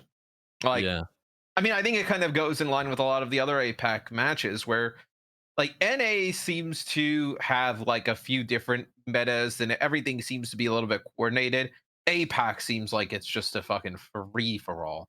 Like, for example, they start out and New York are running rush comps on Oasis University, which I quite like. Like, there's nothing wrong with that. We've seen Shock run those comps a little bit as well. But then they ran on the second round of Oasis. They did the same thing as they did in the final map on Lijiang Tower, where they run the Tracer Sombra, but with a Wrecking Ball instead of the Winston. And my theory about that is just that they want to try and force Fleder into Tracer 1v1s constantly. So that, you know, if you don't have the Winston in the front line, Shanghai can't run Sombra Reaper because the Reaper's just running around. I mean, it's too chaotic. The Reaper can't get any value out of that. But you force Fleder over to the Tracer, and now you've got Sabiobi versus Fleder, which Sabiobi can definitely get value there. And Sabiobi is pounding on Tracer in this match. Like, Sabiobi looked like he was back at his best form, but the team coordination isn't quite there, and just running the Wrecking Ball in the first place is not that good. You know, it's funny. This is meta. Like, remember we were talking about it before the tournament. We were like, oh, this is Chengdu's like chance. Maybe they can do it. Like, this meta is even past Chengdu in terms of weirdness. Like, Chengdu couldn't even keep up with how weird this was. I mean, I don't know. You guys didn't listen to me. Everyone was just on board the Chengdu train, and I just didn't get it. Well, I mean, we had no idea what the meta was going to be. I think what the meta though in APAC does is it gives everybody a better chance against a team like the Dragons, who like to play like really. They've always looked extremely well coordinated. They know what to do in each situation. When it becomes this kind of like free for all 1v1 here, 1v1 there, Nilfara up in the sky, when you kind of fuck the game up a bit, gives yourself a chance, right? So I think that's where you'll see. I think Shanghai will have, like, I think the game against Seoul has the potential to be close just because of how odd Seoul is. It just kind of determines whether Seoul kind of picks the right comps in the right situations or not. Even Shanghai, though, I wasn't very impressed. At the end of King's Row, which was the second map in the series, they spent 2 minutes running Lip on Widowmaker instead of the Sombra. So they were running Reaper Widowmaker at the end of King's Row, which that comp is just shite because you can't dive and you're just waiting for your Widow to get a pick. And then even if they do get a pick, you don't have the EMP, you don't have the hacks, you're trying to dive with a Reaper. They're ruining their own synergy in order to put one player onto a role that they think they can get value on. And it's so undisciplined. It's so non-Shanghai Dragons. I don't know. I left feeling very underwhelmed after this match about Shanghai. But they did showcase that they could play the hog comps. Like you just saw there on Volskaya. the Shanghai Dragons did play some Hogfire comps, and it looked pretty decent. So at least Shanghai are building out their repertoire, their playbook in that sense.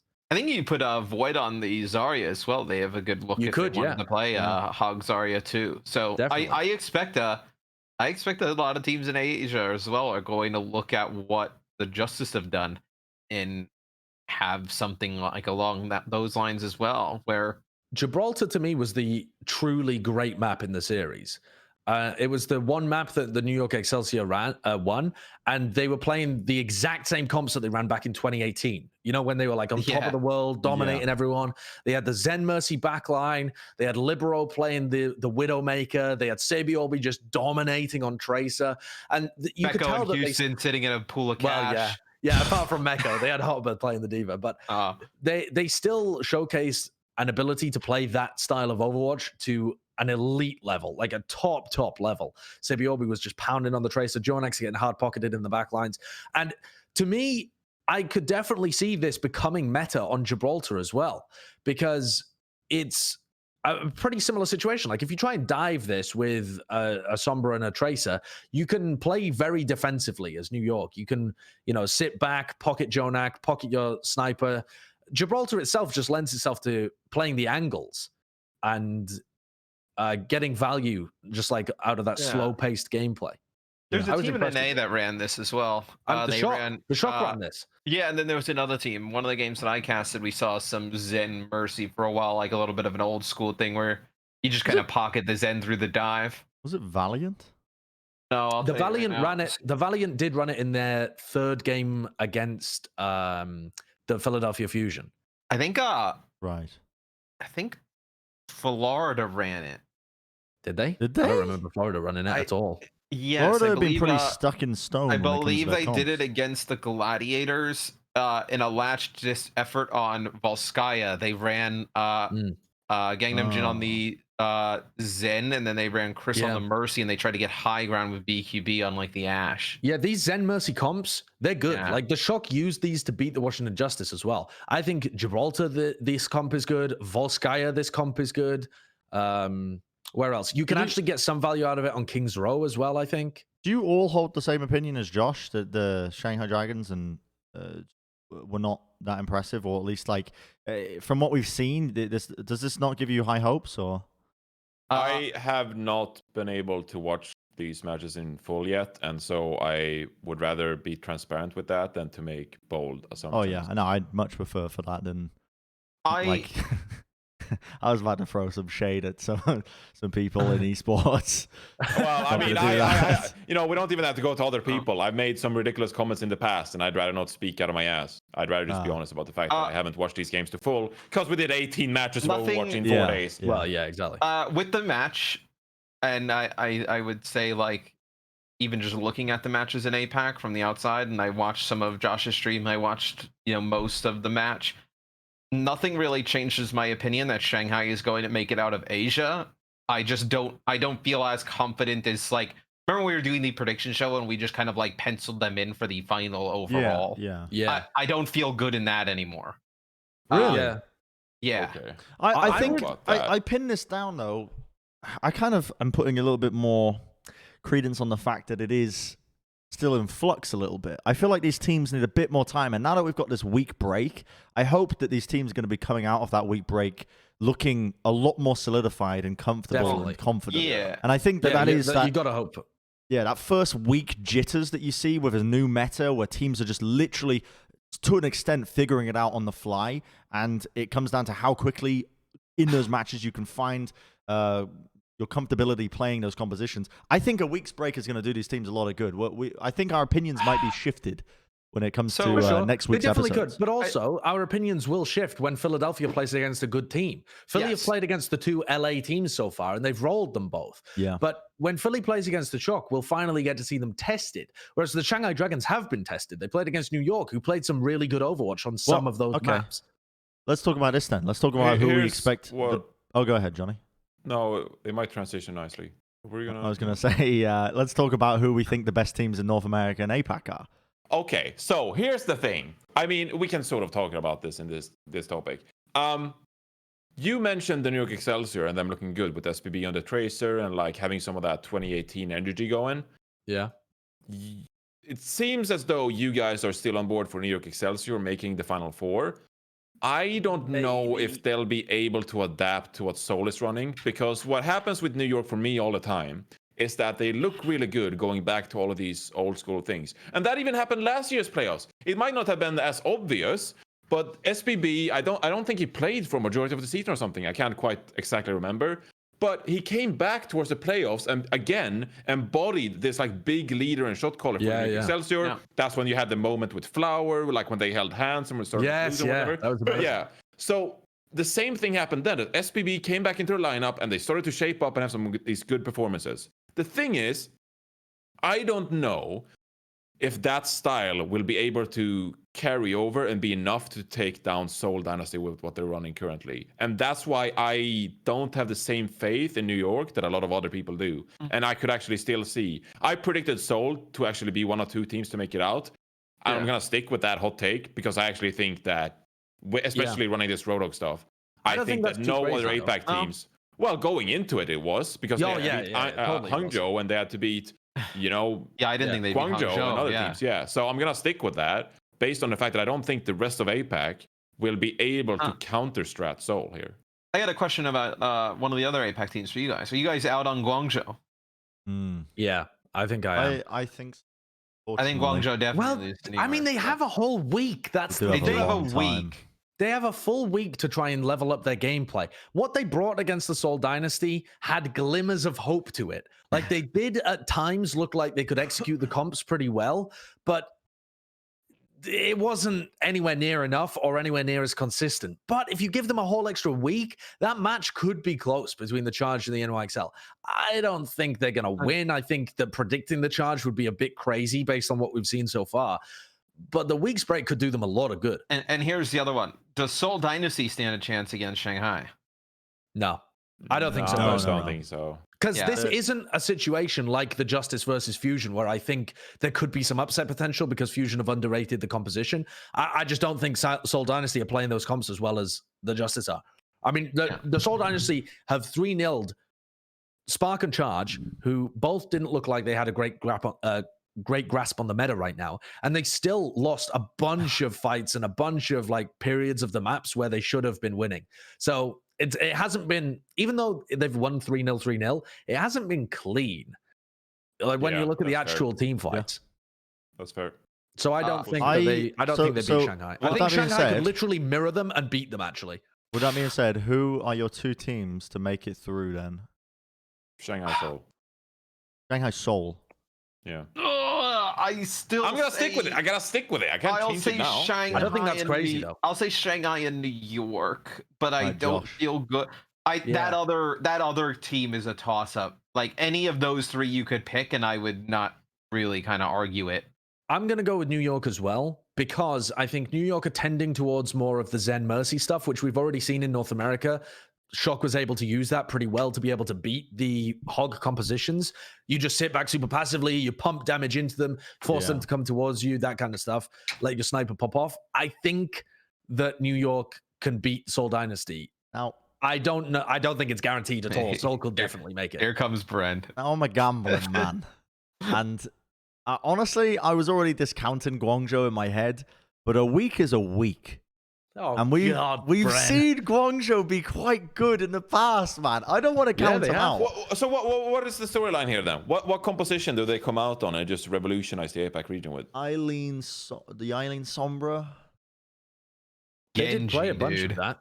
I mean, they played the Eileen Sombra. They looked okay, but they're not good enough. I'm really quite shocked at the team's lack of Sombra being played across the board. In my mind, the Sombras are much more concrete pick in terms of a comp that you don't want to be seeing swapped out and works across most sections of a map compared to these weird comps where they're playing like fire and like a sniper. That's bizarre to me. Yeah. I don't want to count Guangzhou out. Now, I think in terms of my bracket that I made when we were ignorant of everything that was going on, I had Shanghai and Guangzhou to make it through. I think it is literally. Here's how I'm going to give you some statistics here. I'm going to give it a 90% chance that Shanghai go through. Okay. I think 90% chance that they go through here in is this my bracket? Oh, it is. Yeah. I would say. Why has that got the Paris Eternal? Because I had the Final Four, right? I had the Paris being in the Final Four. I had a lot of faith in Paris. What's your points? Yeah. Did you see the playoff prediction thing that they did with the stats? No. Using like it's like a. I want to finish my point here. Yeah, let Brennan finish his point. Because we're just jumping from point to point again. I would give New York the advantage, I think. Oh, damn. I would give New York the advantage. I don't want to give percentages, but then Seoul. No, I don't know. I don't have faith in Seoul to get better. Okay. Hear me out, buddy. Okay, this is how Seoul revolutionizes their game. Okay, and we mentioned this. We mentioned this. At the flower shop.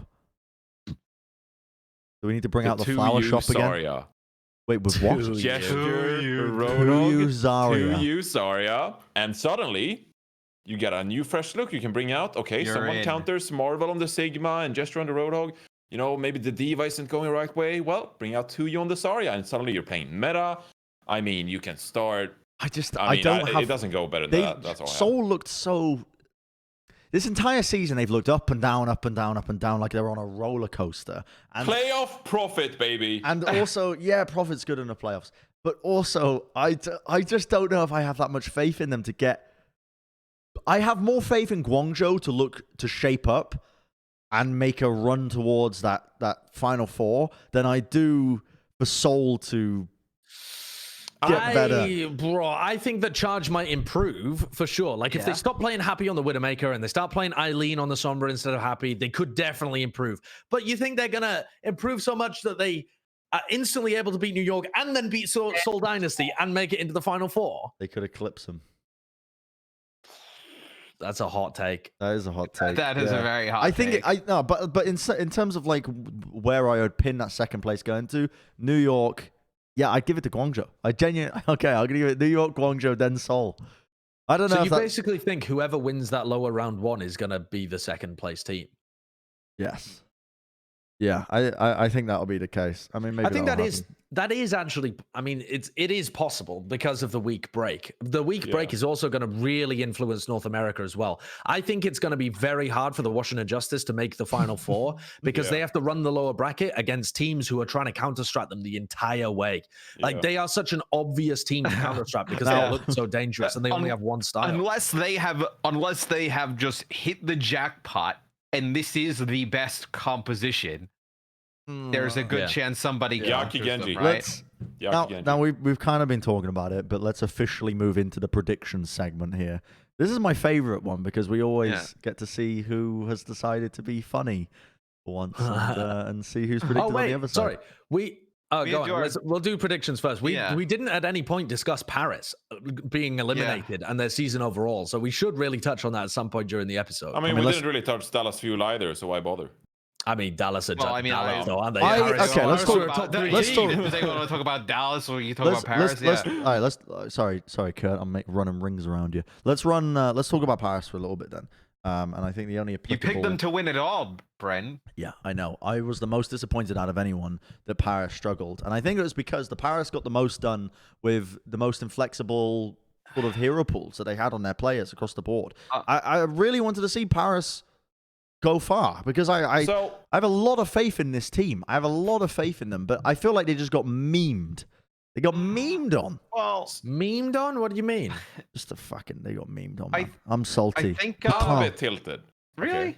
Yeah, I am a bit tilted, and you know, who knows really? I might be wrong. I might be right. Who knows? So they lost that initial matchup. To Atlanta. Atlanta. Yeah. Yeah, I really didn't like what they were running. I think that Sparkle didn't look too good on the Sombra at all. And essentially on the post show, I went on a bit of a rant and I was like, hey, we all know that Sparkle is a fantastic talent. We know that next year, he can even become like an MVP candidate. You know, like when we write those articles going into the year, I bet someone from the talent team is going to say that Sparkle could be like an MVP candidate, you know? I think that's very logical. But going into this playoffs, he was put on a lot of tempo changing heroes. So like we saw Mei come out on King's Row. We saw Sombra as well, where he has to be the character that dictates how these fights play out. Whether it's getting the initial hack on composition so you can follow up with a dive, whether it's hitting the big EMPs, countering the enemy Sombra, all of that stuff. I don't think that is a position you would want Sparkle in going into these playoffs. I think you would want him to be like the fragger who just like frags out incredible mechanical skill, and that is what he was allowed to do during the summer showdown, and I think that is the role that is most optimal for him. I don't necessarily think he can fulfill all of his potential on this role this early. Obviously he can grow into that, obviously he can become that character. I'm not saying he's incapable of doing it, but for now, when you have so many experienced players on the Paris Eternal roster, you've had a great regular season with many months of practice, I would rather see Soon and Nico in that role. And I'm not gonna, obviously this is speculation, but after I said that on the post show, I think FD God tweeted out in French, so obviously Google Translate, not doing me any favors here, but he tweeted out something like, I don't know if it was analysts or like people from the outside, he hated when those people made assumptions of how they make their decisions, not knowing even 10% of what goes on within the team. I don't know if that was directed at me. I don't know if that was directed at anyone else, but it came across as that when I read it. And it just kind of made me mauled, because then they kept doing the same thing in the lower bracket. And obviously it's the Washington Justice, great composition with fantastic individual skill. And they just didn't really change a thing, and they just fell flat. And so I'm a bit tilted, because I think I would have preferred to see Soon and Nico on the Sombra. I don't know if there was anything within the team that prevented that swap from happening, or any practice or thing leading up to it. But I think that Soon on the Sombra would have been the most optimal for this team, and then have some of them like XC, be on that hit scan role and back him up, and let Soon dictate the tempo of some of these matches. I don't necessarily agree. I think what hurt them is what we thought could potentially hurt them in the long run was the main tank position between Bembes and No Smite. And I think you kind of saw that by them completely ditching that and putting Sparkle on Zarya. That was just, players are going to do that. That was desperation, though. Yeah, but clearly, they were not able to get anything done playing any of the other types of style they were able to do. But the loss to the Washington Justice is not the important part of the Paris's journey. The loss to the Atlanta Reign is much worse. I mean, that sounds ridiculous considering the Washington Justice are the number 12 seed, but they look currently like the third best team in North America. So the loss to the Atlanta Reign is really the one that cannot be excused. They're playing similar comps to Atlanta. They've beaten them all year long. Atlanta Reign have never beaten a top team. The Paris have been a better rush team, a better dive team, all of that kind of stuff. And you lose a 3-2 game against the Atlanta Reign. That's really where the mistakes are happening in the playoffs, in my opinion. Let me explain, right, my peanut analysis take here, why I said they got memed on. Because I feel like the entire time, this entire season, the storyline in my head that I've been building is that Paris Eternal are a team that's been built on grit and determination. Yeah? Yeah? You agreeing with what the peanuts are saying right now? Little peanut brain's talking to me. Little peanut brain is talking to me. The entire season long, it has been built on grit and determination, this team. Yeah, they haven't had all the pieces of their team all together. They haven't had the same players playing in the same country, yet they've still tackled the challenges that have come their way through great strategy, good prep work, and they bought themselves a nice little ticket to the playoffs, essentially, and good seeding. And I feel like they're it feels so unfair the way they went out. It doesn't feel like it's... Yeah, it feels like it feels unfair. Well, you can only say it's unfair, in my opinion, because if they lost to a top team and then the Justice. But they didn't. They lost to Atlanta. They set themselves up in that lower bracket themselves. And Atlanta are looking actually decidedly better than they have done in quite some time. Better, but not to the level where they should be beating Paris. Paris should be better than Atlanta. Sure. Okay, but here's the thing. The good seeding that they've earned them a very nice safety net of this lower bracket. They get a second chance of things. And who the fuck do they meet? Oh, it's the Washington Smurfers. Oh, look, Decay's coming in on a fucking rule change and just batters them. That's why it feels unfair to me. I'm not even like a diehard Paris fan, you know? Across the board, generally speaking, a little bit of banter between the English and the French. Not huge fans of them. They make good food, you know? The language is a little bit sexy. They think they're better because of it. But fuck it, whatever, you know? The team itself, I had sold myself on this entire season long on just... they had got by through good coaching, making the best of their scenario, getting far through that. They were a really cool team to watch this year, and how they elevated these players that we thought unsalvageable. They had elevated them to good positions in the league, and then they fucking go out to the Washington Smurfers. It feels unfair to me. It feels like they got memed on in that series. I disagree. I heavily disagree. All right. So, Kurt, you had the clip of Numbani up, right? They were one Bionade away from winning on Numbani. And I think the biggest thing that the Paris Eternal got fucked by is that they had 1 day prep to deal with the Washington Justice. Because they were running dive and they almost completely shut out the Washington Justice on Numbani. Like, the Washington should not have been able to capture point A. Paris should have easily won that map. It was looking absolutely dominant. And then AimGod hits 2 insane Bionades, manages to secure the team fight for them, and they roll the rest with their ult bank. But it was also the biggest advantage for that comp, okay? So, like, maybe that would have been the case, but it wouldn't have changed the entire course of the series. No, but assault maps, you know, are generally speaking pretty good. It was actually before this, Kurt. It was on point A. Yeah. For me, what killed me about the Paris Eternal in that series is, like, right after that map ended, I mean, we casted it, and it was like a backbreaker of a game, right? Like, you want to see, like when the Shock, like, lose a tough game, like, they never have this, like, look of despair on their face, like there's no way out. Like, somebody's always trying to, like, rally the troops or, like, you know, kind of, like, get everybody on the same page. Paris just looks so dejected. They, like, it's almost like they knew as soon as game 2 ended that they were, like, done. Yeah. That they knew that what they were doing, like, was their best, like, attempted it, and it wasn't working. And I think that's what sucks to see if you're a just Paris executed this counter perfectly. They boomed Stitch on the defense, and they just rolled them over. And then this final fight was so clutch from Washington. This fight, I believe Paris gets the first 2 kills. Yeah, look, they take out Stitch and Orc straight away, and they lose. Yeah, but then Diana comes back in, like, the street and just tosses Bionades and shit. He doesn't even. Oh my god, I was watching that with Costa, and I was mauling because it was so much like AimGod, just, like, living up to his name. Because he gets back into the street phase and he's just sniping the opponents. He doesn't even bother to heal any of his teammates. Just tosses Bionades, hits those sick Bionades, and then he shoots down Paris Eternal by himself. It was actually so funny because it was so typical AimGod. Exactly what here it comes. He just sniped Paris. I don't need to heal anyone. I just snipe Paris down, and he did it. Yeah, and Paris are in a, like, 3v4 scenario at the moment here as well. Yeah, and they're still getting players back to the point. Dude, and then the streets phase, they just start chucking out ultimates like fucking nobody's business. Oh my god, it's tragic. But I actually think, though, that Paris, if they had the week break that is present right now, if they had a week's break between the Atlanta game and the Washington Justice game, I think Paris is the kind of team that could have actually beaten the Washington Justice. Because they would have had good strategic map selection to go to maps like Numbani, Volskaya, these kind of things, where the Washington Justice comp is not really that good.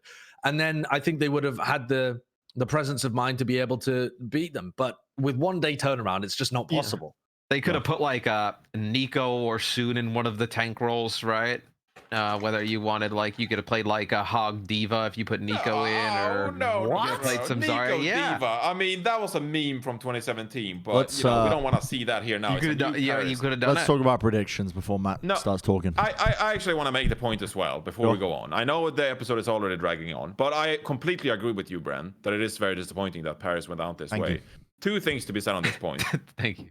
First of all, obviously I had my rant about Sparkle on December whatsoever, and, like, you could easily just build up this narrative that I don't, like Paris Eternal because I was part of Rogue and all that shit. No, quite the opposite. I mean, if you're a fan of Overwatch, if you're a fan, Why would that be the narrative? Yeah, why would somebody? Yeah, that's like a little bit of like letting out some of your feelings on the inside there. Who has ever said that you're against the Paris Eternal because of Rogue? Well, I'm just saying before Reddit gets to this narrative, because I ranted about the Paris Eternal, and they somehow look up my Wikipedia page and they're Reddit like, "Weren't alive when shut you're up on Rogue." Shut up! I'm just saying before people start to think that I dislike the Paris Eternal, before we get to that, before people make any kinds of assumptions about that, it is quite the opposite, and I completely agree with Bren. It ties into what I said earlier on in the episode that it's unfortunate that some of these teams don't fulfill their full potential. Because if you're a fan of competitive Overwatch, you want more of the Paris versus Philadelphia Fusion series. They went to map 5 like several times during the entire season. You want more of Paris Eternal's gameplay from the Summer Showdown. Not necessarily as Genji, but they have players like Hanbin, XE, Fielder, of course, popping off. They have so many fantastic individuals on this team that if you're a fan of Overwatch, you wanted to see the Paris Eternal go deep because they can take on some of these top teams. And so I think it's a damn shame that Paris Eternal went out so early. And I completely agree with Brian. And also, when going into the season, when we predicted Paris Eternal to be number 17, we actually said at the time, I do remember, that we compared it to San Francisco Shock's 2018, where we're like, oh, bringing in so much young talent into the mix, this is going to be a great team moving forward. Yeah. And, after this year, they'll fulfill their potential going into 2021. Well, let me just say that if this was your 2018 of the Shock, well done. Like, that spectacular season from the Paris Eternal. And 2021 is just bound to be even better for the Paris Eternal. So an incredible performance by the Paris Eternal the entire season. Playoffs doesn't really mean anything in my mind. I still, of course, in context, that sounded really poorly. Of course, playoffs means a ton. But for the Paris Eternal, it doesn't dismiss what they've been able to put forth the entire regular season. Yeah, I agree. And I'm super excited to see what they can bring next year. And I'm upset Fielder can't meet his team. That's what you reminded. That's what Johnny reminded me of in this speech. I think that was at the back of my mind the entire time when I predicted Paris to go to the Final Four, was that I wanted Fielder to meet the rest of his team, to hold hands with them, to eat Korean fried chicken. I wanted him to be with the boys. All right, and we've been denied that because of some loophole. Goddamn lawyers, man. Brenn's properly molding like a real Paris fan right now. Dude, I can understand being upset for Paris, but I guess I find something cool about fucking Decay just dunking on these teams, just going on some just war path of like, you guys thought it was funny when I was playing with those bums in Dallas. Look at this. They just fucking beaming everybody down. Yeah. What can I say? I'm a fan at heart. Let's go to the predictions. Let's move on. Let's go to this segment. I set it up beautifully last time. I'll set it up again. It's my favorite segment other than Brent's Play of the Week. So what is the first match that we're predicting? It is... Wait, what? No! Versus the Florida Mayhem.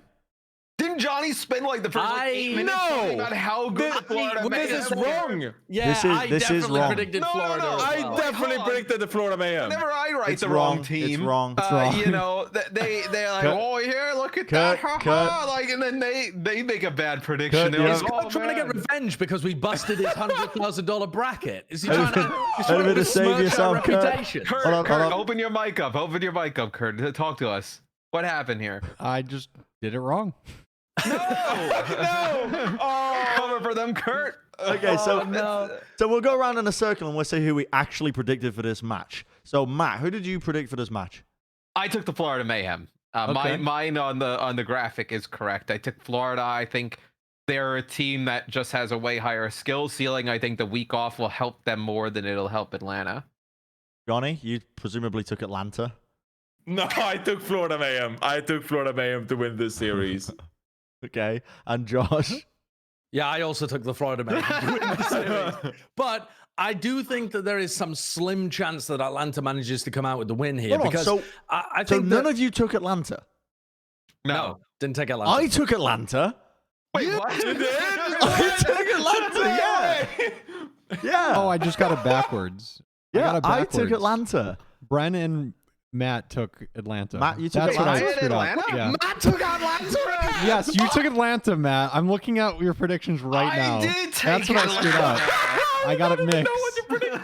What is happening? I was like, yeah, I picked Florida. Why can you remember what you picked? Why can you never remember which team you picked? I thought I took Florida. Just based on pure, do you flip a coin before you do these? What's happening? Sometimes in matches that are just like, this, maybe I do. But the best part is how Matt is like astounded by his own failure to predict the right team. Yeah. Oh, I've never seen Matt so shocked at himself. The reason I went with Atlanta is because I feel like they have actually improved. And Atlanta is always a team that seems to elevate their own play over the course of playoffs. And with the Mayhem, I don't know. We saw so many different looks from Atlanta that they chucked at teams. Some of it quite readable, but most of the time I think they looked quite good on a variety of different compositions. Whereas Mayhem, I think they're still struggling in the moment, and especially in high pressure situations. That was showcased in the Valiant game. I think they're going to struggle in these playoff games a little bit against some of these teams when they throw new looks at it. I think the pressure is going to get to this team because they're. I agree with Bren. Shut up. Yeah. That's my reason. I can see that argument. I can definitely see that argument. I do think that. Oh, there we go. There we go. I do think that the Atlanta Reign have definitely showed more looks than the Florida Mayhem. Some of them don't look as great, I think, but they've shown more looks. The thing is, the Florida Mayhem just look better at what they play. In my opinion, they just look better at the Reaper Sombra. And I think most of the time you're going to end up mirroring that composition. Or at least you can pick maps that end up with the mirror on that comp. I don't know. I think Atlanta have done fairly well so far, but they didn't impress me. I take everything nice I said about Florida back. I'm sticking with Atlanta. I agree with Bren. Good God. Any final words, Johnny? No. Johnny's upset. Yeah, anyway. Next match. As a little anecdote before we get to the next match, every time Matt has done something stupid like this, he's right. Yeah, that's true. I've always been right with dumb shit like this. Every time you accidentally predict a team, you're always correct. So I guess Atlanta are winning. Okay, so the Valiant versus the Washington Justice. Me and that Johnny have gone for Valiant here. Actually, I predicted the Washington Justice. Did you? I don't know what I was on when I was making these. My bad. Wait, so hold on. So funny. So wait, and I took the Valiant. No, I'm fucking with you. I took the Justice. Josh, did you take the Justice? So Bren was the only person that took the Valiant. So I was the only one who took the Valiant, presumably so. Okay, so this is a gamble from me. There's nothing really on the line here in terms of, what we're predicting. But I think with a week's break and with there being no Valorant tournaments currently going on because the Ignition Series is over in North America, Packing 10 is going to be able to put more effort into Overwatch. And as a result, because they did admittedly look better when Packing 10 was really, his primary focus was in Overwatch as opposed to Valorant.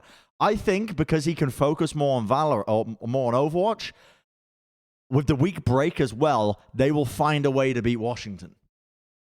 I think that's a very bold prediction. I was tempted to predict it myself because I think even though I would say Washington are the favorites in this game and the next game, whether they play against Mayhem or Atlanta, I think Washington are favorites in both.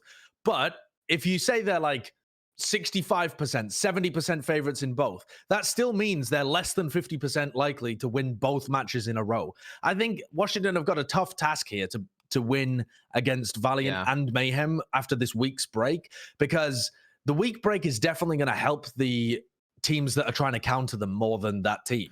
Yeah, sorry, go on. I don't think the Valiant are going to do it, though. At the end of the day, even though I think the week break is really good, and in theory they could, I don't think the Valiant have shown us enough to prove that they're going to be able to counter it. I actually disagree with you there. I think Valiant is very much capable of coming up with the counter strat here, because I give a lot of credit to their coaching staff. And I think, both the Florida Mayhem and the Valiant certainly have the resources to be able to counter Washington Justice. Obviously, I predicted Washington here. I think that they've just looked so strong that I think if you predict against them, it is going to be an underdog pick. But I do want to give Valiant a lot of credit here. And, you can make the argument that they're inflexible or whatsoever. I still think that they have a good coaching staff behind them, and they could come up with something. I just think that, but not enough to make them favorites. Yeah, that's also what I agree with, though, is that in theory it's possible, but I don't think in reality it'll actually happen. Yeah, I think with the way that Washington's playing, I think there's probably like 2 teams, 3, maybe 3 that can kind of beat them in North America. I don't think the Valiant are one of them. That's why I went to the Justice, even with the week off. Okay, next series is the Philadelphia Fusion versus the San Francisco Shock.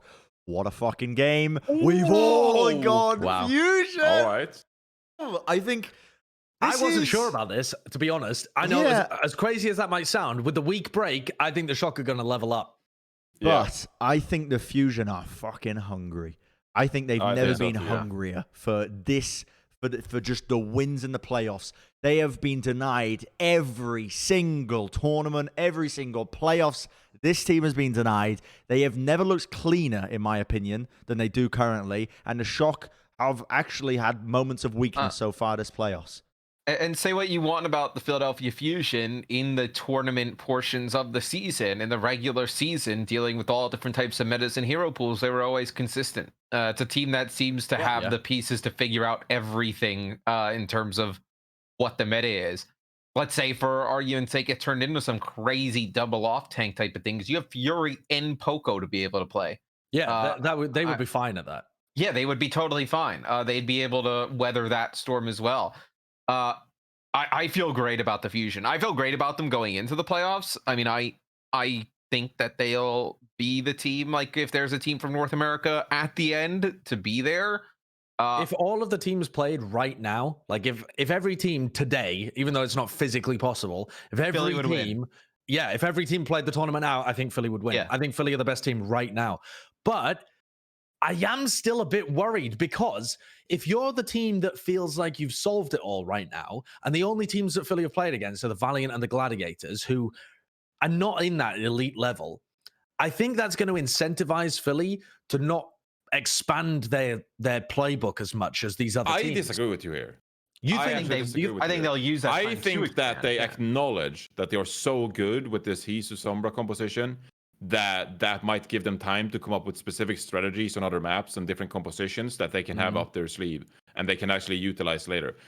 I don't know how this match is going to play out when it comes to compositions. It was really interesting when I interviewed Moth after their win against Atlanta, when he straight up said, like, hey, like, we didn't do anything complicated here. We know we are the Shock, and we beat Atlanta man for man, and so we just like mirror their compositions and we just beat them out because we know we're capable of doing that. There will be a point in this playoffs where the Shock can't do that anymore, and that is the question. Like, how will the Shock look when they cannot do that anymore? Obviously, the reverse of the Washington Justice, tons of credit for doing so, but I think that the Philadelphia Fusion, they are favored here because they have a clean look, and I think they have a great week ahead of them where they can start implementing and playing around with different Zarya or Roadhog compositions and just become this team that really has it all. This is a great foundation to really work on. It definitely is. Yeah. It just comes down to what they use this week to do. Because I personally think it would be very easy for them. So while the Shock were... The Shock have been forced to be humble because they were nearly beaten by the Washington Justice. So they have been forced back to the drawing board to look at various different compositions and try and figure out the meta again. Whereas the Philadelphia Fusion, I think it would be easy for them. I'm not saying they will 100% do this, but I think it would be a very easy trap to fall into, to think, oh, well, we've got the meta solved.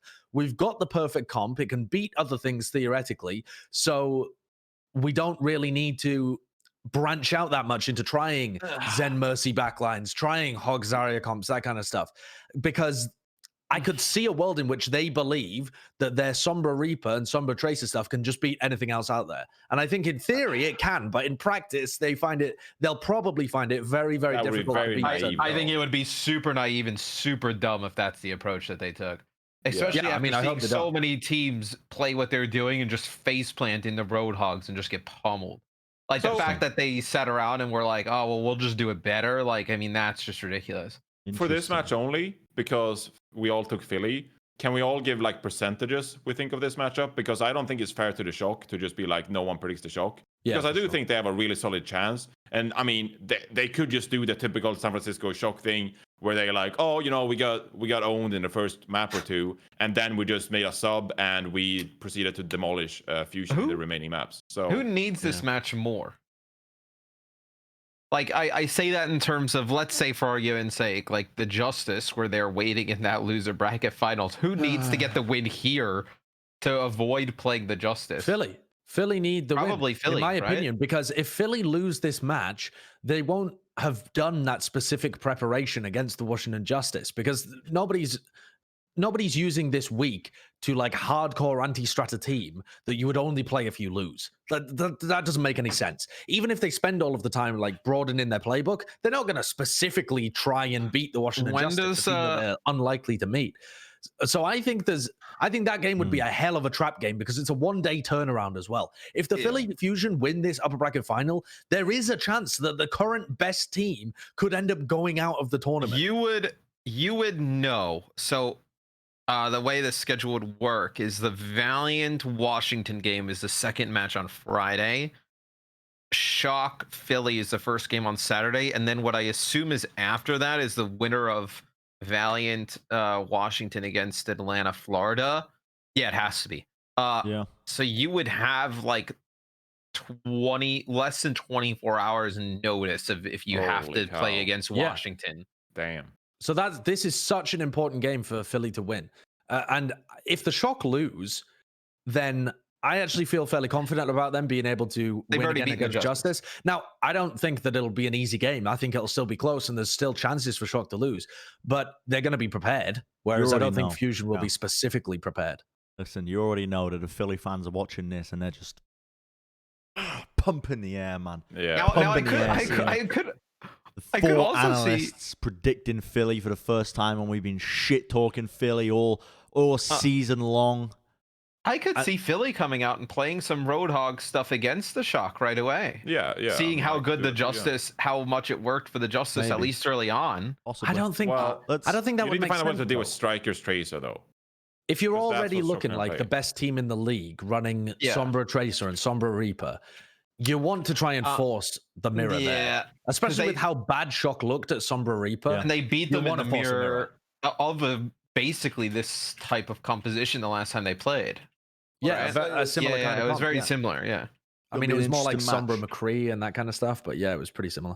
Gonna be an interesting match. The next game that we are predicting for here is Guangzhou, New York. We've all gone New York here. So, but I don't think that's unexpected, because I only came to the conclusion that Guangzhou could upset them within this episode, thinking about the week break more. And I think we would all expect this, just in terms of the play that we've seen thus far. New York would be better than Guangzhou. If you were to ask me like percentages on the last match, maybe something like a 55% to Philly. I think this one is like a genuine like toss-up type of game, depending on how Guangzhou utilizes this week off. Yeah, I am. Sorry to interrupt, Matt. I am mad excited though to see if these teams are going to improve over this week break. Like, I hope they do. This is going to be like a big match to see if these teams are able to clean up a lot of their play, and if they are, then it gives me some hope for the overall playoffs that we've got a little bit. I do wonder who are these teams scrimming against. Probably Korean contenders. Like, who are the teams in NA scrimming against that are still left? Like, are some of those teams that are out still going to play? Like, sometimes they do. They did last year. Sometimes, and also, Shock had a B team that they played, right, where they had like Sleepy and somebody else. Yeah, and they would made like a team. They would bring in contenders players who offered to basically be on that B team as well. Like some contenders players are like, it doesn't hurt to scrim against Shock, for practice and also just to get your name out there as well, right? Because if you start dominating the Shock players in those like scrims before the playoffs, that's gonna open up some eyes. Exactly. Yeah. So that's generally speaking. But I don't think there's much more to say on this. We've already spoken our piece about APAC across the board. So I mean, pretty expected result, but I wouldn't be surprised to see an upset. The final one is going to be Shanghai versus Seoul, and this one I can imagine is going to be all one-sided again. It is, yeah. So all of us expecting Shanghai to be the better team. So despite the fact that we've seen that APAC is generally quite shaky at the moment, including Shanghai, when they've consistently looked so clean all season long, we still expect them to win over Seoul. Something tells me, like, we're going to come back here next Monday and just something fucking weird is going to happen. Like, there's a whole week break for teams to change their strategy entirely. That could happen. Somebody is just going to fuck around with some type of comp during the week and just find some shit. Someone's going to burn down Gesture's flower shop. try and get some emotional damage in before the game, you know. I would love to see if either of the regions start copying the other regions' comps. Yes, that'll be fun as well. That would be really interesting. Like if you know, Shanghai have already experimented with some Hog Diva comps, but if Shanghai started pulling out Hog Zarya with Void on the Zarya, that could be really interesting as well. Because now you've got a team that's. Does Flutter... Sorry to interrupt. Does Flutter play Hog? I think he has played a little bit in the past, but I don't know. I mean, Fearless is also a pretty good Hog. Right. What is the first game of the whole weekend next weekend? I'm trying to see if I have it. Friday, 12 p.m. PST. Oh, okay. The APAC games first? No, the APAC games are Saturday at like 2 a.m. Okay. So, I mean, I think you'll learn... Well, you're not going to learn much in Valiant Washington, right? Washington is not going to bring in Roar. They're just going to do what they do, and that's going to be a thing.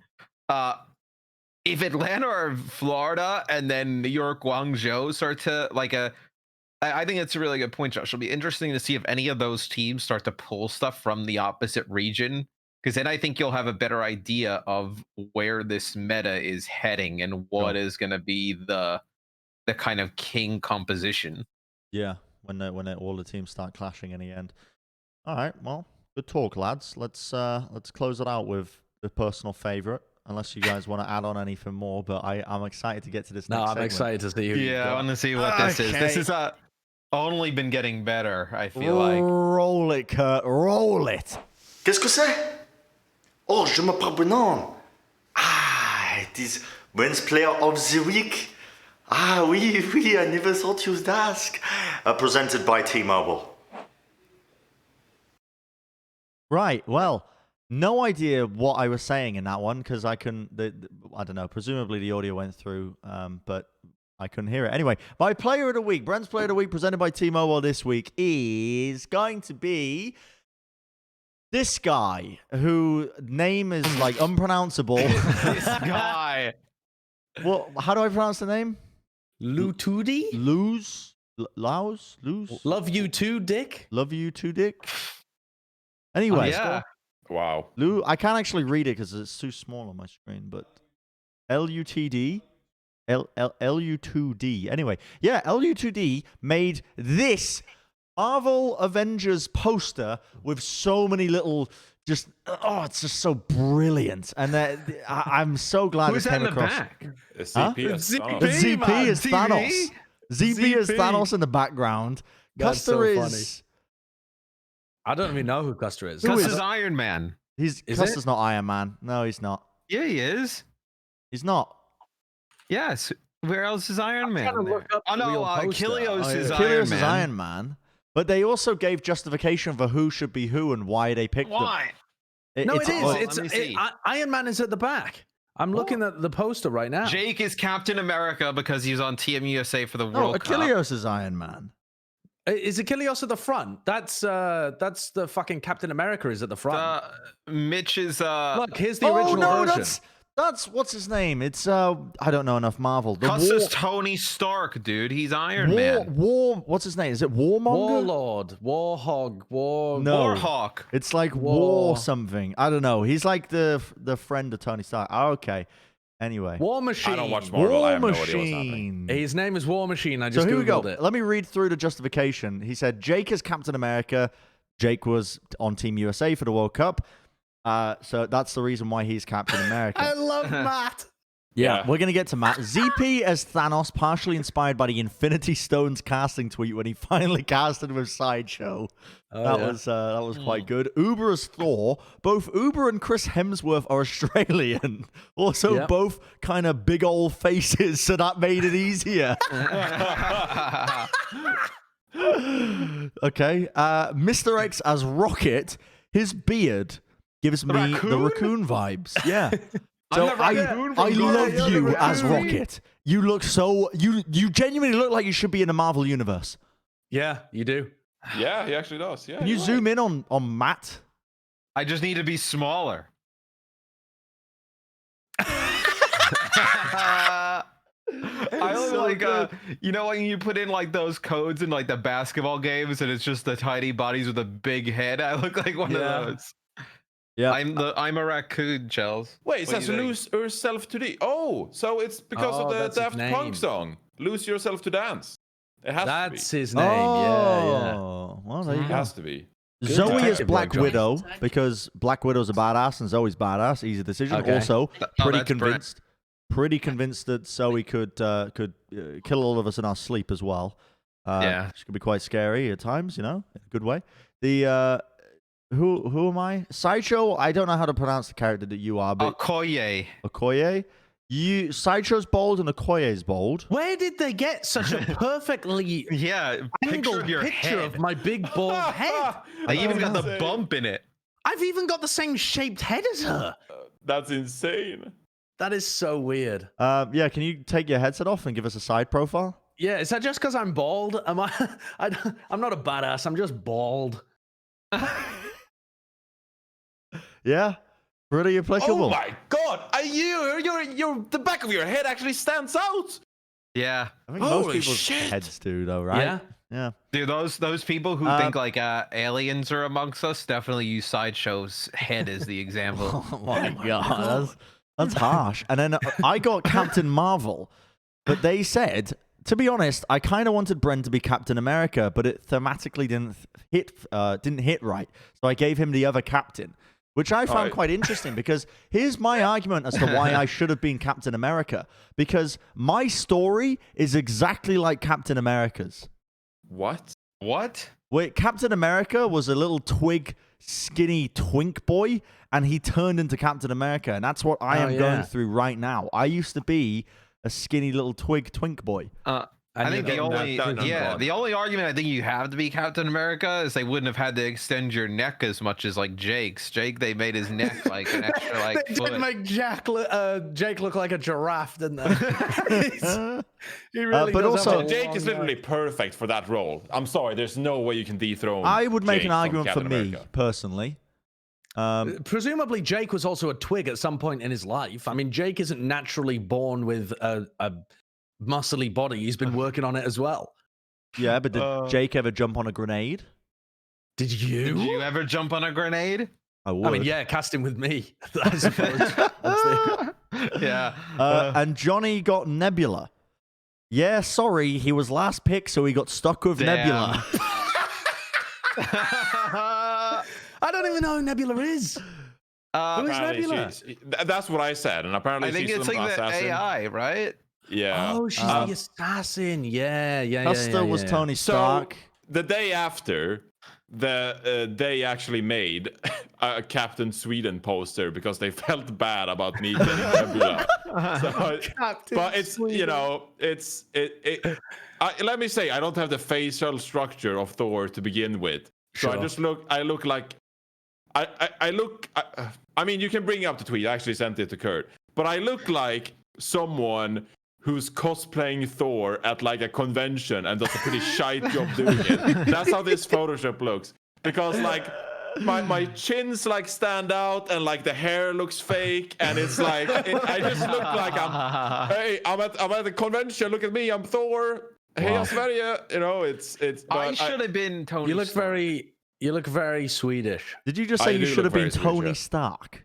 Yeah, because I have the beard and everything. Like, if there's anyone who should have been Tony Stark, you are perfect as the Rocket Raccoon. Perfect. I don't want to be Rocket Raccoon. I want to be. By the way, thank you so much. You're basically Groot, actually, because you don't really. I'm Groot. I just don't. I just say, hey, I'm Matt. Hey, I'm Matt. Thank you so much, by the way, for making that reinforced Captain Sweden poster. I really appreciate that. Thank you so much. I just wish I had a better jawline. Okay, so I'm not complaining about your Photoshop skills. Difficult work to do. You took it on. Very brave of you. I wish I wasn't the size of an animated raccoon too. Yeah, you know, get everything you want. I'll work on losing a few pounds, and maybe then we can talk about being. It is pretty applicable though. When they were doing the motion suit stuff for Marvel, they actually got Matt as the actor to play Rocket because he was the same size. True. That's true. So, yeah, they didn't really have to do much in the CG and stuff. They just kind of, you know, they just had to shrink his head. They just had to make me a little bit smaller, and that was about it. Oh my god, that's so funny. I actually love that picture. Why? I love the photoshopped glasses on your head as well. I want to see you go around with those glasses on, just as like a style thing. Like I'm a fucking so good. like a Crimson Skies pilot. Yeah. Matt, you definitely look the most like Tony Stark, right, out of all of us. But the thing is, you're just not him. Like, if there was anyone who could, like, I don't know. Scott? He can barely fucking add. What are you talking about? Yeah, it shouldn't be Scott. I think it should be Mitch. You know what? Hex looks kind of like Tony Stark. Yeah? Hex has actually got a closer beard to Tony Stark than Matt does. Dude, Wolf is Hex has just been allocated to the person who has no special powers whatsoever. They can just fire a bow really well. Hawkeye. Wolf looks like one of those Russian bad guys in a James Bond movie. Where is Wolf? Where is he? Look at him in his suit, dude. He looks like one of those Russian James Bond villains, dude. Is he that? No, it looks more like a Star Wars character. Wolf? Like he's before the Empire is the Hulk. Or some shit. Oh, what? That's that? That's the Incredible Hulk. Yeah, that's the Hulk. His scientist form. I thought it was the other guy. The what's the guy's name? That's Dr. the Strange? actual Guardian of the Galaxy. Star-Lord Doctor guy. Strange. Star-Lord guy. Yeah, that's the one that I thought it was. Chris Pratt. Dude, I know for a fact we are tilting so many Marvel fans with this conversation. Because, I mean, I don't think any of us are into Marvel at all. I mean, half of these characters are just awful. Like, just wow. Genuinely, like, just half of these characters should have been scrapped from the movie, and they should just make a little side plot where they have ZP just trying to collect all of the stones, and that would be a better movie than most of the Marvel movies. Yeah, ZP looking for stones with Mandata's gold or whatever he keeps talking about. But I'm sure we could change our mind, Marvel. You know, hit us up and maybe you could sponsor Clutch or Kick, and we can do some talking. So you know, we could change our mind pretty easily here on the Plat channel. Oh man, yeah. So that's gonna do it for the Bren play of the week. This is actually a good one. Yeah, it was made easy because of this. What do you mean? No, like the last few Bren's player of the week has just been kind of. The trouble is, it makes it difficult to pick Bren's play of the week when I'm like completely separate and a hermit from like the internet. Because I don't really get much information as to what's going on. I However, feel like I say this you week. do watch the fucking games, so you could pick a genuine player of the week. You could pick a player. And I like how he'll cite things that he saw on social media, but then at the end of every episode, he says he doesn't look at it at all. But then he's always citing things that he saw or read on social media. When did I last say I read something on social media? Oh, it was a few hours back in this episode. Yeah, it was right at the start when I said I saw on social media about a fan who did a companion stream, and it ended up being Josh. Yeah? Oh, yeah, that's a good point. How'd you find out about it? I watched his stream. Oh, you're a fan. You're a fan of the fan. I am your biggest. I'm your biggest simp. I've been sub to you for 5 years on Twitch for fucking some reason. I had to donate to you today to fucking get some information across. That's so true. You actually, would turn up to this episode today. Unbelievable. Yeah, you took the wrong approach. If you just tell Josh's chat, like whenever I tell them to spam something, they'll always do it. So usually I just say spam, tell him to check his Discord, and everybody goes crazy. Yeah. Anyway, Kurt, who you got to win everything?